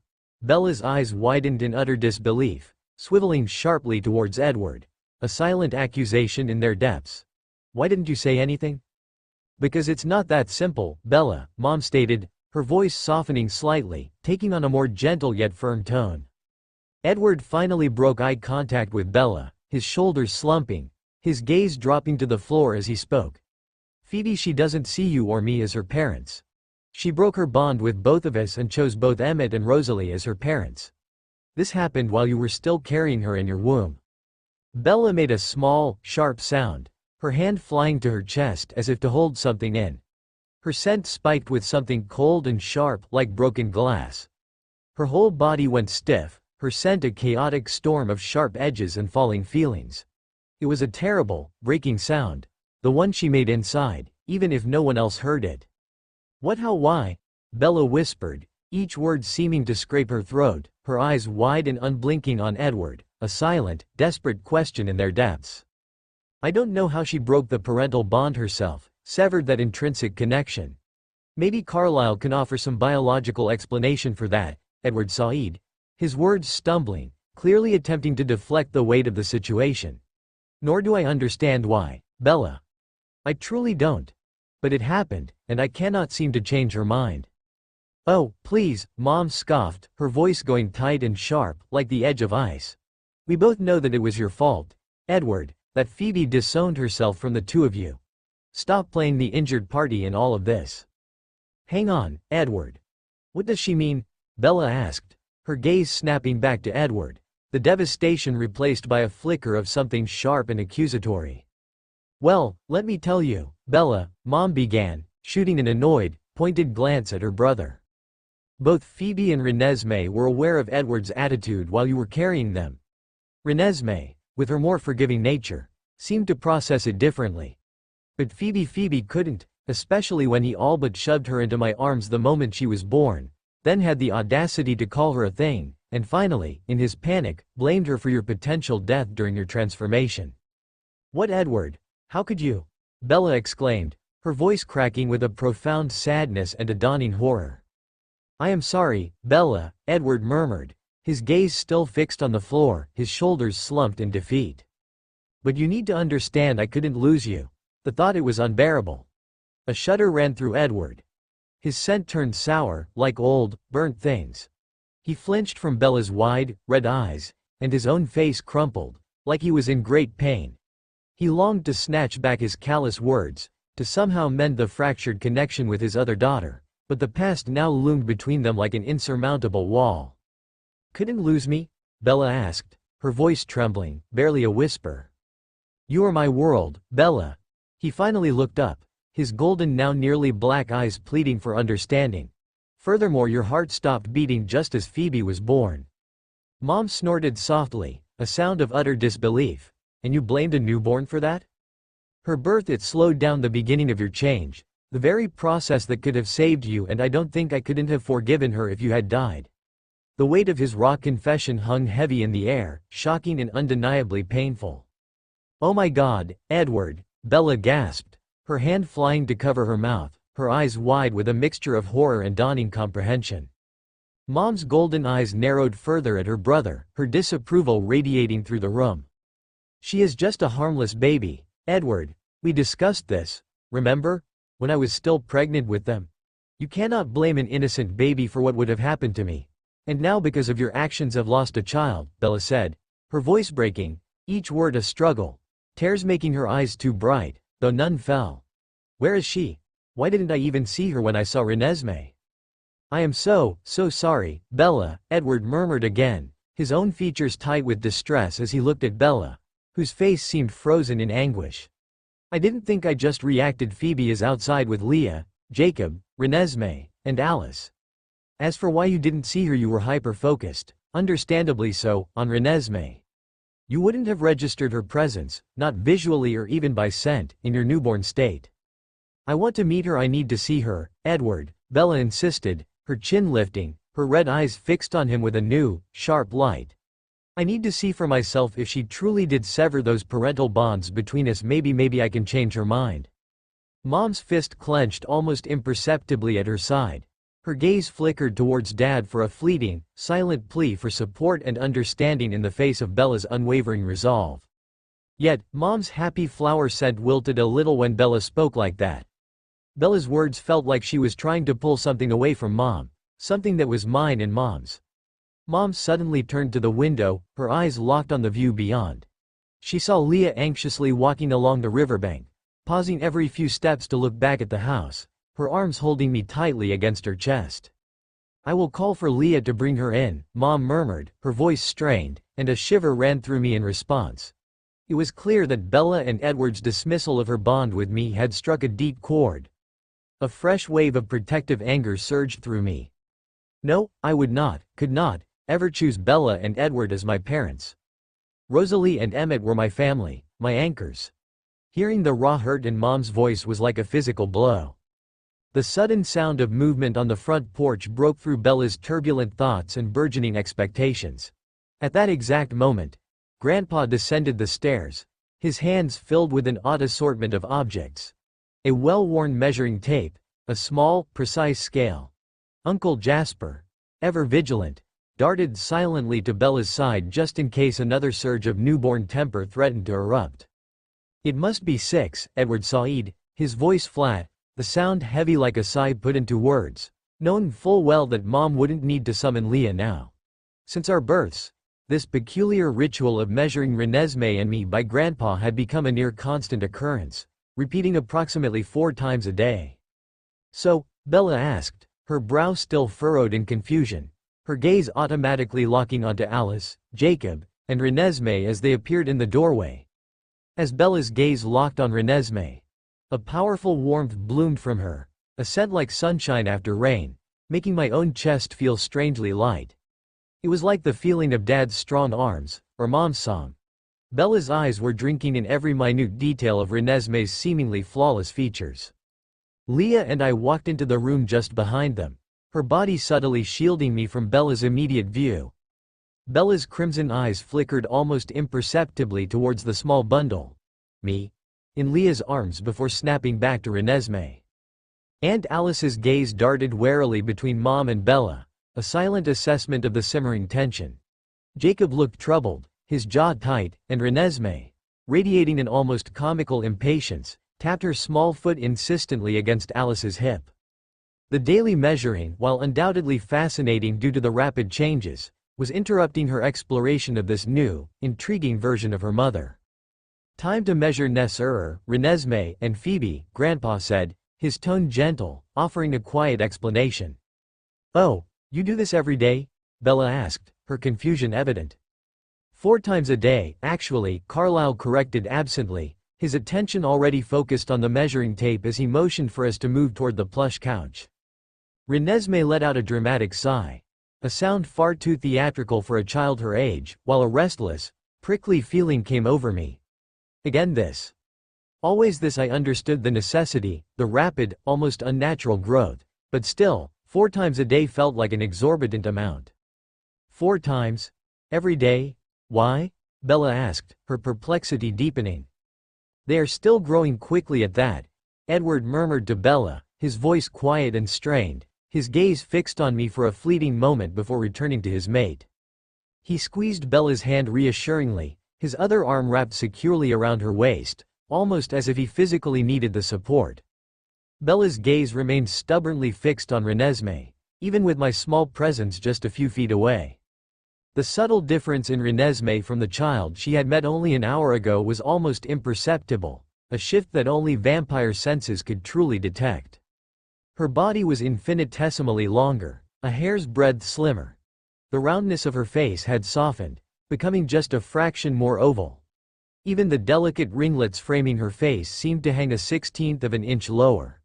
Renesmee stretched obligingly as Grandpa swiftly and efficiently measured her length and head circumference, his movements precise and practiced. Bella watched, her brow slightly furrowed, her crimson eyes narrowed as if trying to piece together a difficult puzzle. Mom gently took me from Leah's protective embrace and held me out for Grandpa. The familiar cool touch of the measuring tape followed. As Grandpa's cool fingers brushed my skin, my gaze remained fixed on Bella, a silent, intense observation of this new, intriguing presence in our lives. Her scent was sharp, overwhelming, but beneath it was something familiar. Like a half-remembered echo from before, a reminder of what could have been if I hadn't chosen Rosalie as my mom. I was growing rapidly too, a tiny, accelerated mirror image of mom. When the brief measuring was complete, I instinctively snuggled into her comforting hold, seeking the familiar scent of roses and something uniquely hers. "What do we do?" Bella whispered, her eyes wide and fixed on Renesmee, her hand coming up to her mouth. The usual frantic energy that always seemed to hum beneath the surface of the adult's head shifted, morphing into something heavier, more anxious. A palpable tension now permeated the air, a subtle shift in their collective emotional landscape that even I, in my limited understanding, could sense. It felt sticky, like trying to move through thick, viscous honey. "I don't know," Edward murmured, and the air around him felt like a tangled knot of cold threads. A sharp, biting worry scent, a heavy, drooping sad scent, and a jumpy, not knowing feeling. "It's slowing," Jacob muttered tensely through gritted teeth, his eyes fixed on Grandpa. "We'll need several more days of measurements to accurately track the trend, Jacob." "I can't make any promises," Grandpa said, his voice calm but firm. "Yesterday, they grew 2 inches. Today it's less, Doc," Leah chimed in, her usual sardonic tone replaced by a thick layer of worry. "Yes, by nearly a 32nd of an inch, if my measurements are perfectly accurate," Grandpa said quietly as he carefully collected the measuring tape and scale. "You had to be right, Doc," Jacob said, his words fast and sharp, his wolf scent spiking with something wild and scared. "Every fraction counts." "You know I'll do my best, Jacob," Grandpa assured the worried parents and imprints, his gaze conveying his deep concern. Dad sighed, his usual easygoing demeanor completely absent, replaced by a grim, worried expression. "That's all we can ask for, I guess." I squirmed restlessly in Mom's arms.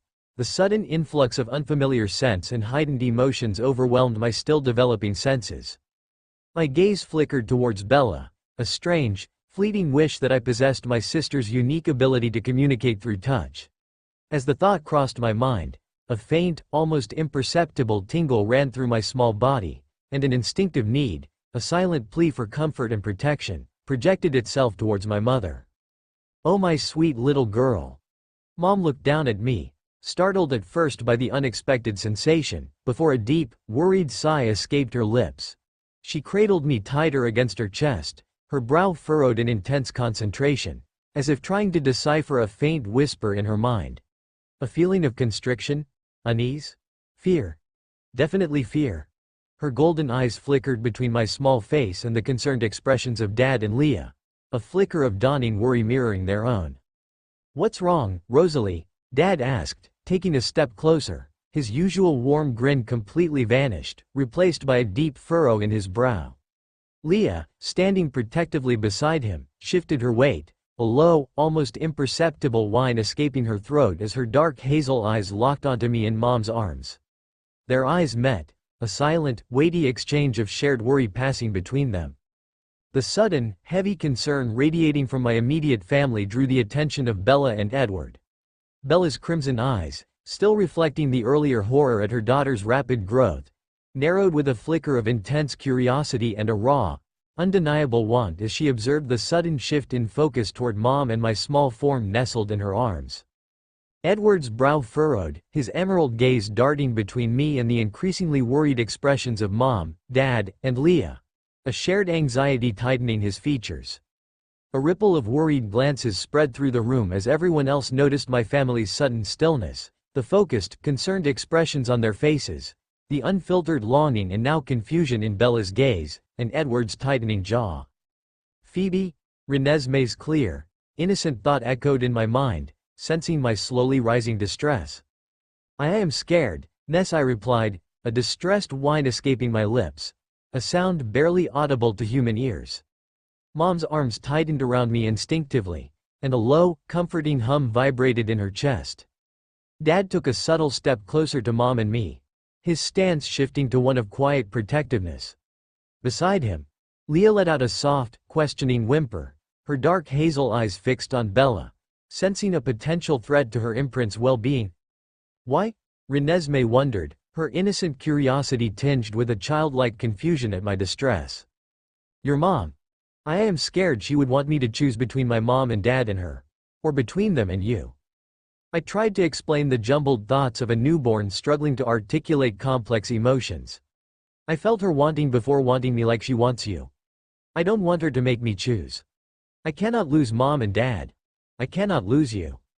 Oh, Renesmee thought, a wave of heartbroken empathy washing over me at the very idea that her mother would even consider such a thing. I don't think she will do that, Phoebe. Her mental reassurance, though simple, held a surprising amount of conviction. A thoughtful frown creased Edward's forehead as his gaze flickered towards me, a flicker of understanding dawning in his dark eyes. Phoebe's scared of you, Bella, Edward murmured, his quiet words causing a fresh wave of unease to ripple through the rest of the family. Bella's startled eyes snapped up towards Edward, her confusion evident. What? Why? She fears you'll make her choose. Mom's hold tightened even further, her golden eyes hardening slightly as she looked directly at Bella, a protective fire igniting within them. Choose what, Edward? Bella asked, her brow furrowed, clearly not fully grasping the weight of her husband's words. I instinctively burrowed my face into the crook of Mom's neck, the familiar, comforting scent of roses and Dad's faint wood smoke cologne clinging to her clothes, a small anchor against the rising tide of anxiety in the room. A soft, whimpering sound, a silent testament to the fear Edward had just voiced, escaped my lips. Mom's hold tightened infinitesimally, a silent reassurance that resonated deep within my small being. Her sharp and unwavering gaze locked onto Bella's confused crimson eyes. She's afraid, Bella, Mom said, her voice low, a deep rumble like a growl just beneath the surface, her rose scent sharpening. She's afraid that now that you're here, you'll try to replace us. You'll expect her to suddenly transfer her love and loyalty to you, her biological mother. She chose us, Bella. She chose Emmett and me as her parents while still inside you. That bond is real, it's strong, and she's terrified of losing it. Mom's voice cracked slightly on the last word, and her rose scent trembled with a sharp fear, the same fear I felt. Dad placed a large, comforting hand on Mom's shoulder, his presence a silent anchor of unwavering support. His warm, golden eyes met Bella's, conveying a quiet understanding and a gentle, unspoken plea for acceptance. The air in the room seemed to thicken, the initial shock giving way to a more somber and delicately balanced tension. Even Renesmee, who had been shifting impatiently only moments before, stilled, her curious gaze now fixed on the unfolding, emotionally charged exchange between her mother and her aunt. Renesmee, sensing the underlying distress radiating from her mother, sister, and aunt, tilted her head, her brow furrowed in innocent concern. Her large, intelligent eyes flickered between Bella and the fiercely protective way Mom was holding me, a silent, unasked question in their depths. A soft, almost inaudible sound, a gentle murmur, escaped her lips, a child's instinctive response to the palpable tension in the room, a silent plea for understanding and peace. Bella's gaze remained locked on me for a long, seemingly unreadable moment, her crimson depths swirling with a complex mix of emotions my new senses struggled to fully decipher. Her red eyes were wide, and her scent was a confusing mix, a sharp sting like a sudden hurt, an achy throb like a bruise, a tight feeling like when Mom held me a little too close because she was afraid, and then something else, something softer, like a thread loosening slowly. Then, slowly, almost reluctantly, her eyes flickered back to Rosalie, a faint furrow appearing between her brows. The raw possessiveness in Rosalie's voice, coupled with Emmett's quiet, supportive presence and even Renesmee's instinctive, worried reaction, seemed to be finally sinking in, creating ripples in the initial shock and disbelief. A sigh, barely audible, escaped Bella's lips, and for the first time since her gaze had locked onto Renesmee, the intense, almost desperate longing in her eyes seemed to waver, replaced by a flicker of something akin to contemplation, perhaps even the first, tentative hint of understanding the intricate, unexpected bond she was witnessing. Bella's gaze softened infinitesimally as she finally spoke, her voice quiet and hesitant, almost fragile. So she sees you as her mom? The question was directed at Rosalie, but her eyes flickered down to me again, a hint of uncertainty and perhaps even a touch of genuine sadness lingering in their depths. Mom sighed softly, her gaze flickering down to me and then back to Bella, a hint of empathy softening her usually sharp features. Yes, Bella. And it's not about replacing you. It's different. She bonded with Emmett and me in a way that you and Edward didn't. It's just the way it happened. Phoebe, she is my daughter just as much as Renesmee is yours. Her tone was gentle but firm, carefully navigating the delicate situation without causing further hurt, emphasizing the unique and irreversible nature of my bond. Renesmee, sensing the slight softening of the tense atmosphere and the slow, almost imperceptible calming of my distress, squirmed in Alice's arms and then reached out a small, curious hand towards her aunt's cheek. After a brief hesitation, a soft sigh escaped Alice's lips, a silent acknowledgement of Renesmee's unspoken desire. "What does Renesmee want?" Jacob demanded, his protective instincts for Bella still on high alert, his gaze fixed on my pixie-like aunt. "Bella, of course," Alice said simply, her gaze softening as she turned towards Bella. "How are you, Bella?" Truly, Bella took a slow, deliberate breath, meeting Alice's perceptive gaze directly. "It's a lot, Alice. More than I could have imagined. But I'll be okay." Her response was honest, acknowledging the immense emotional weight of the situation without dwelling in self-pity. It suggested a nascent willingness to navigate this unexpected reality, albeit with a cautious, uncertain step forward. Jacob bit his lip, his initial tension easing slightly but not entirely dissipating. He made no move to stop Alice as she gently offered Renesmee to Bella. Jasper and Edward hovered nearby, their protective instincts warring with their understanding of Renesmee's intentions. Renesmee reached eagerly for Bella as Bella, with a hesitant yet undeniably maternal instinct, reached back. A blindingly pure smile, radiating innocent affection, lit up Renesmee's face as her small, warm hand immediately pressed against Bella's cheek. Bella gasped softly, her crimson eyes widening not in alarm but in stunned wonder. A cascade of images, feelings, and sensations flooded her mind, not words, but pure understanding channeled directly from her daughter. She saw flashes of Renesmee's awareness within the womb, the feeling of two presences, the confusing mix of Edward's fear and Rosalie's fierce longing. She felt Renesmee's innate, simple love for her sister, Phoebe, a bond formed before birth. And woven through it all was Renesmee's innocent perception of Phoebe's fear, her sister's quiet, unshakable connection to Rosalie and Emmett, a choice made not out of rejection for Bella, but out of an instinctive pull towards the ones who had offered safety and acceptance when Edward had not. The vision lasted only seconds, but the impact was profound.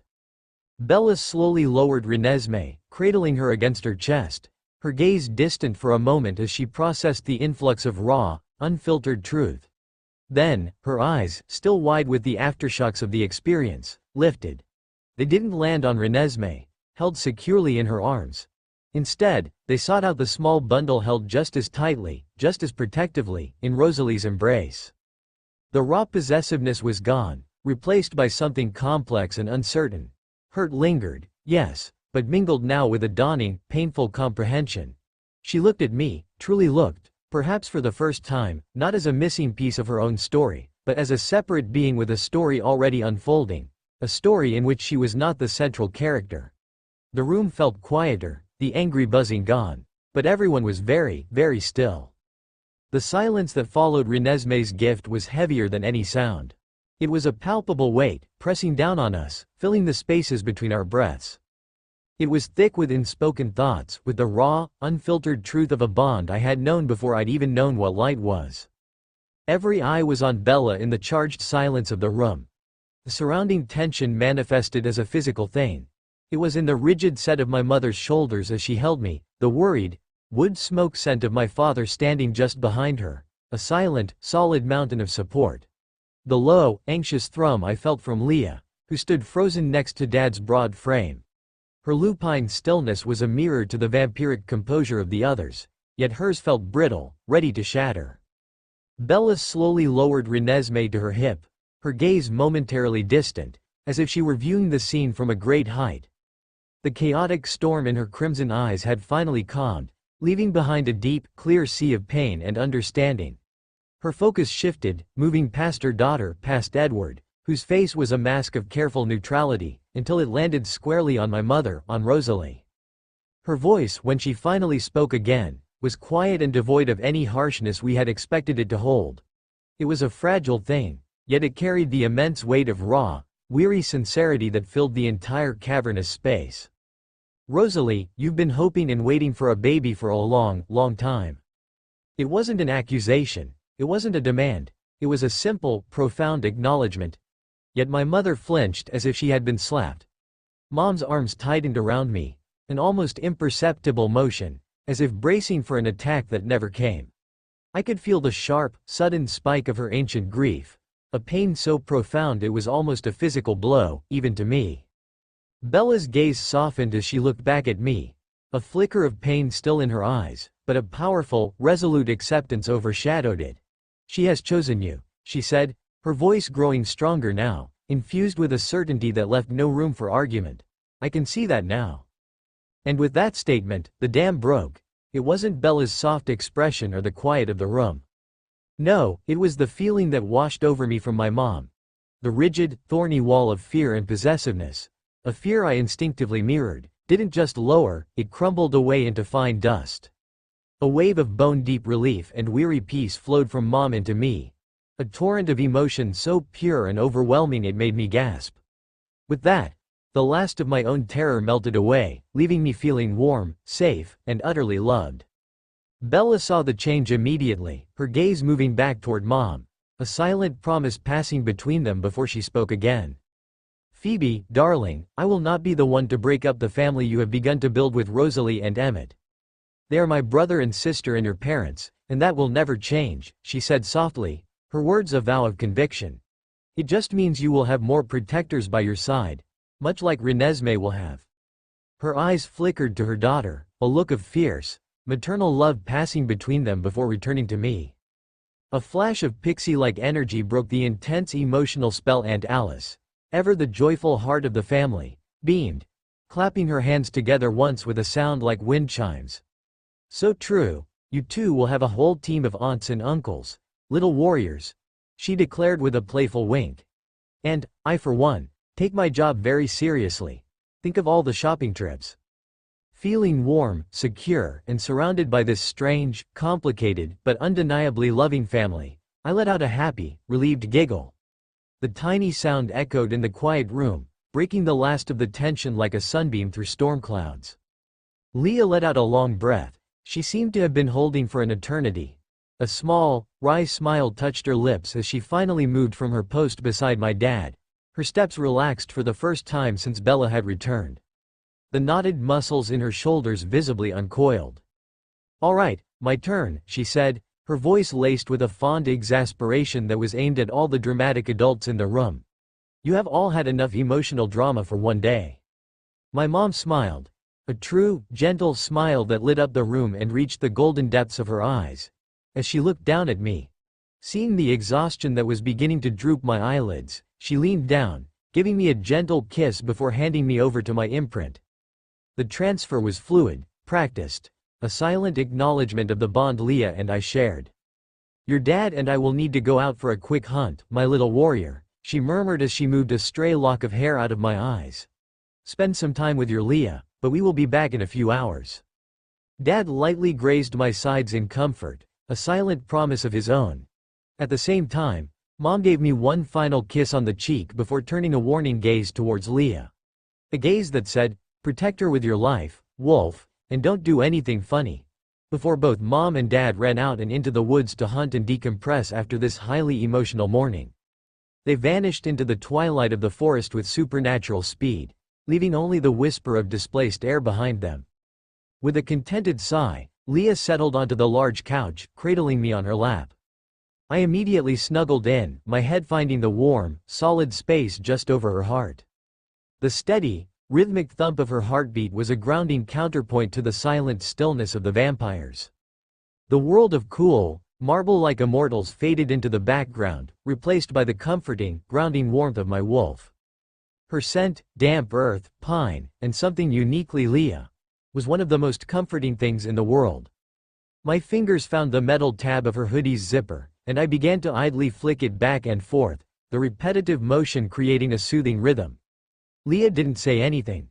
She simply rested her chin on the top of my head, her hand rubbing slow, lazy circles on my back, her presence a shield against the world. The rest of the family moved to do their own things, the fragile peace settling over them like a soft blanket. Bella moved to the window, holding Renesmee and spending some quiet time with her daughter, whispering things only they could hear. Edward and Carlisle wandered off to speak about our growth speed, their voices a low, serious murmur from Carlisle's study. Aunt Alice and Uncle Jasper ran out to the woods, most likely to hunt as well, though with Alice, it was probably also a race. Grandma Esme went off to cook some lunch for the wolves that had wiggled their way into the Cullen family. The comforting sounds and smells from the kitchen are a testament to her nurturing heart. Finally, Jacob joined Seth for a short power nap on the oversized beanbag chair, their snores soon rumbling in tandem. The tension was finally gone, replaced with a fragile yet hopeful peace. For the first time, it didn't feel like I was some secret to be protected or a conflict to be solved. I was just Phoebe, held by my Leah, surrounded by my strange, complicated, and loving family. And this was more than enough for now. Meanwhile, far to the north, in their vast home nestled amidst the snowy peaks of Denali, Alaska, the sisters were seeking their own kind of solace. The blizzard had settled into a gentle, persistent fall, transforming the Denali landscape into a pristine, hushed canvas of white. Inside, the grand living area was a sanctuary of warmth and soft light.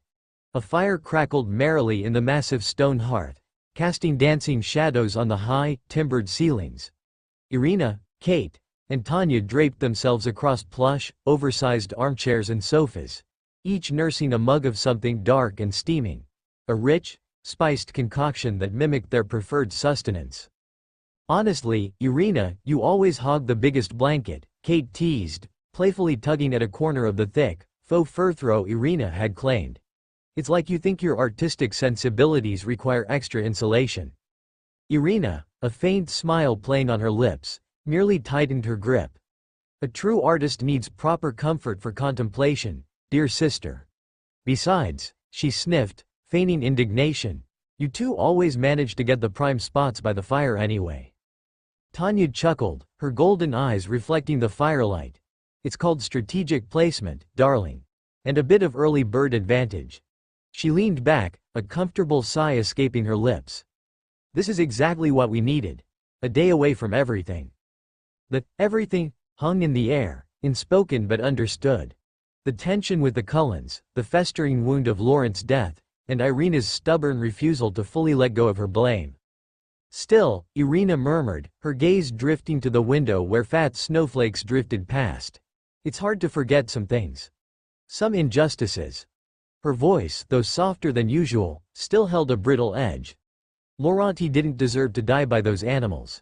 The word, animals, was laced with contempt, clearly aimed at the wolves, and Bella, luring him in. Kate sighed gently, reaching out to place a comforting hand on Irina's arm.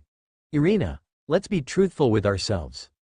Laurent was on a mission for Victoria. He was hunting. He stumbled upon Bella, yes, but he intended to kill her. He wasn't some innocent passerby." "Exactly," Tanya chimed in, her tone even and rational. "He was in Forks, Bella's territory, on Victoria's scent. He made the choice to attack Bella, knowing there were shifters protecting her. He chose to escalate the situation. The wolves were protecting their own and Bella from a direct threat. He put himself in that position." Irina flinched, pulling her arm back slightly. "But the Cullens, they should have been there, they should have protected him from those brutes." Her voice rose. But the usual fury behind it seemed diluted, a flicker of doubt in her eyes. "They abandoned Forks, leaving Bella vulnerable and Laurent to his fate." "And how could they?" Kate pressed gently. "They were gone, doing their own hunting, their own family matters. They weren't aware of Lawrence's presence, or Victoria's, until after the fact. Blaming them for not being there is like blaming the sun for setting when you trip in the dark. Laurent went into that situation with full intent to kill, and he encountered the consequence of his actions." Tanya leaned forward, her voice soft but firm. "Look, we miss him too, Irina. But clinging to this anger, this blame, on Bella, on the wolves, on the Cullens, it's hurting you more than it's hurting anyone else. Laurent made his bed, and he lay in it. And the Cullens, their family, Irina. They are our closest ties outside of us. Pushing them away only makes us all weaker. Irina stared into the fire, her shoulders slumping just a fraction. A long silence stretched between them, punctuated only by the crackle of the flames and the whisper of the falling snow. Finally, she let out a shaky breath. Perhaps you're right. About Laurent. He was reckless. And yes, he was going to kill her. It was a grudging admission, a monumental shift for her. The anger didn't vanish entirely, but its sharp edges had begun to dull. Kate's eyes lit up. And about the Cullens? Don't you miss them? Don't you miss Forks? The rare times we visit? Her tone was light, almost hopeful. Maybe it's time for a visit? A peace offering, so to speak. To show us that family truly comes first. Irina looked from Kate to Tanya, a complex mix of emotions swirling in her golden eyes, stubbornness, lingering pain, and a nascent longing. The idea, once unthinkable, now seemed to shimmer with a fragile possibility. Forks, Irina whispered, the word tasting strange on her tongue, heavy with both bitterness and a burgeoning hope. She thought of Carlyle with his unending compassion and moral compass, always striving for peace, even with those who sought to harm.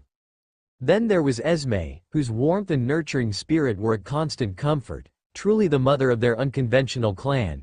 Edward, intense and brooding, yet fiercely loyal to those he loved. Alice, with her effervescent optimism and glimpses of the future, is always a step ahead. Jasper, quiet and controlled, battling his own past but a steadfast protector. And finally, Rosalie and Emmett, a formidable pair, their love for each other a beacon, even if Rosalie's aloofness often kept others at a distance. How could she possibly face them, after all this time, with the blame she'd harbored? This raw, persistent ache she carried was exhausting. It's not just for them, Tanya said softly, as if reading her thoughts. It's for you, Irina. To find your own peace. Irina nodded slowly, her gaze returning to the dancing flames. She knew they were right. The constant gnawing anger was poisoning her. But she also knew she couldn't face it with her sisters watching, their eyes full of expectation. This particular bridge, she had to cross alone. I will go, she said, her voice firmer now, a quiet resolve settling over her features. But I need to go by myself first. This is something I have to do on my own terms. To face it, truly. Kate and Tanya exchanged a glance, understanding dawning in their eyes. They knew Irina's fierce independence, her need to process things in her own way.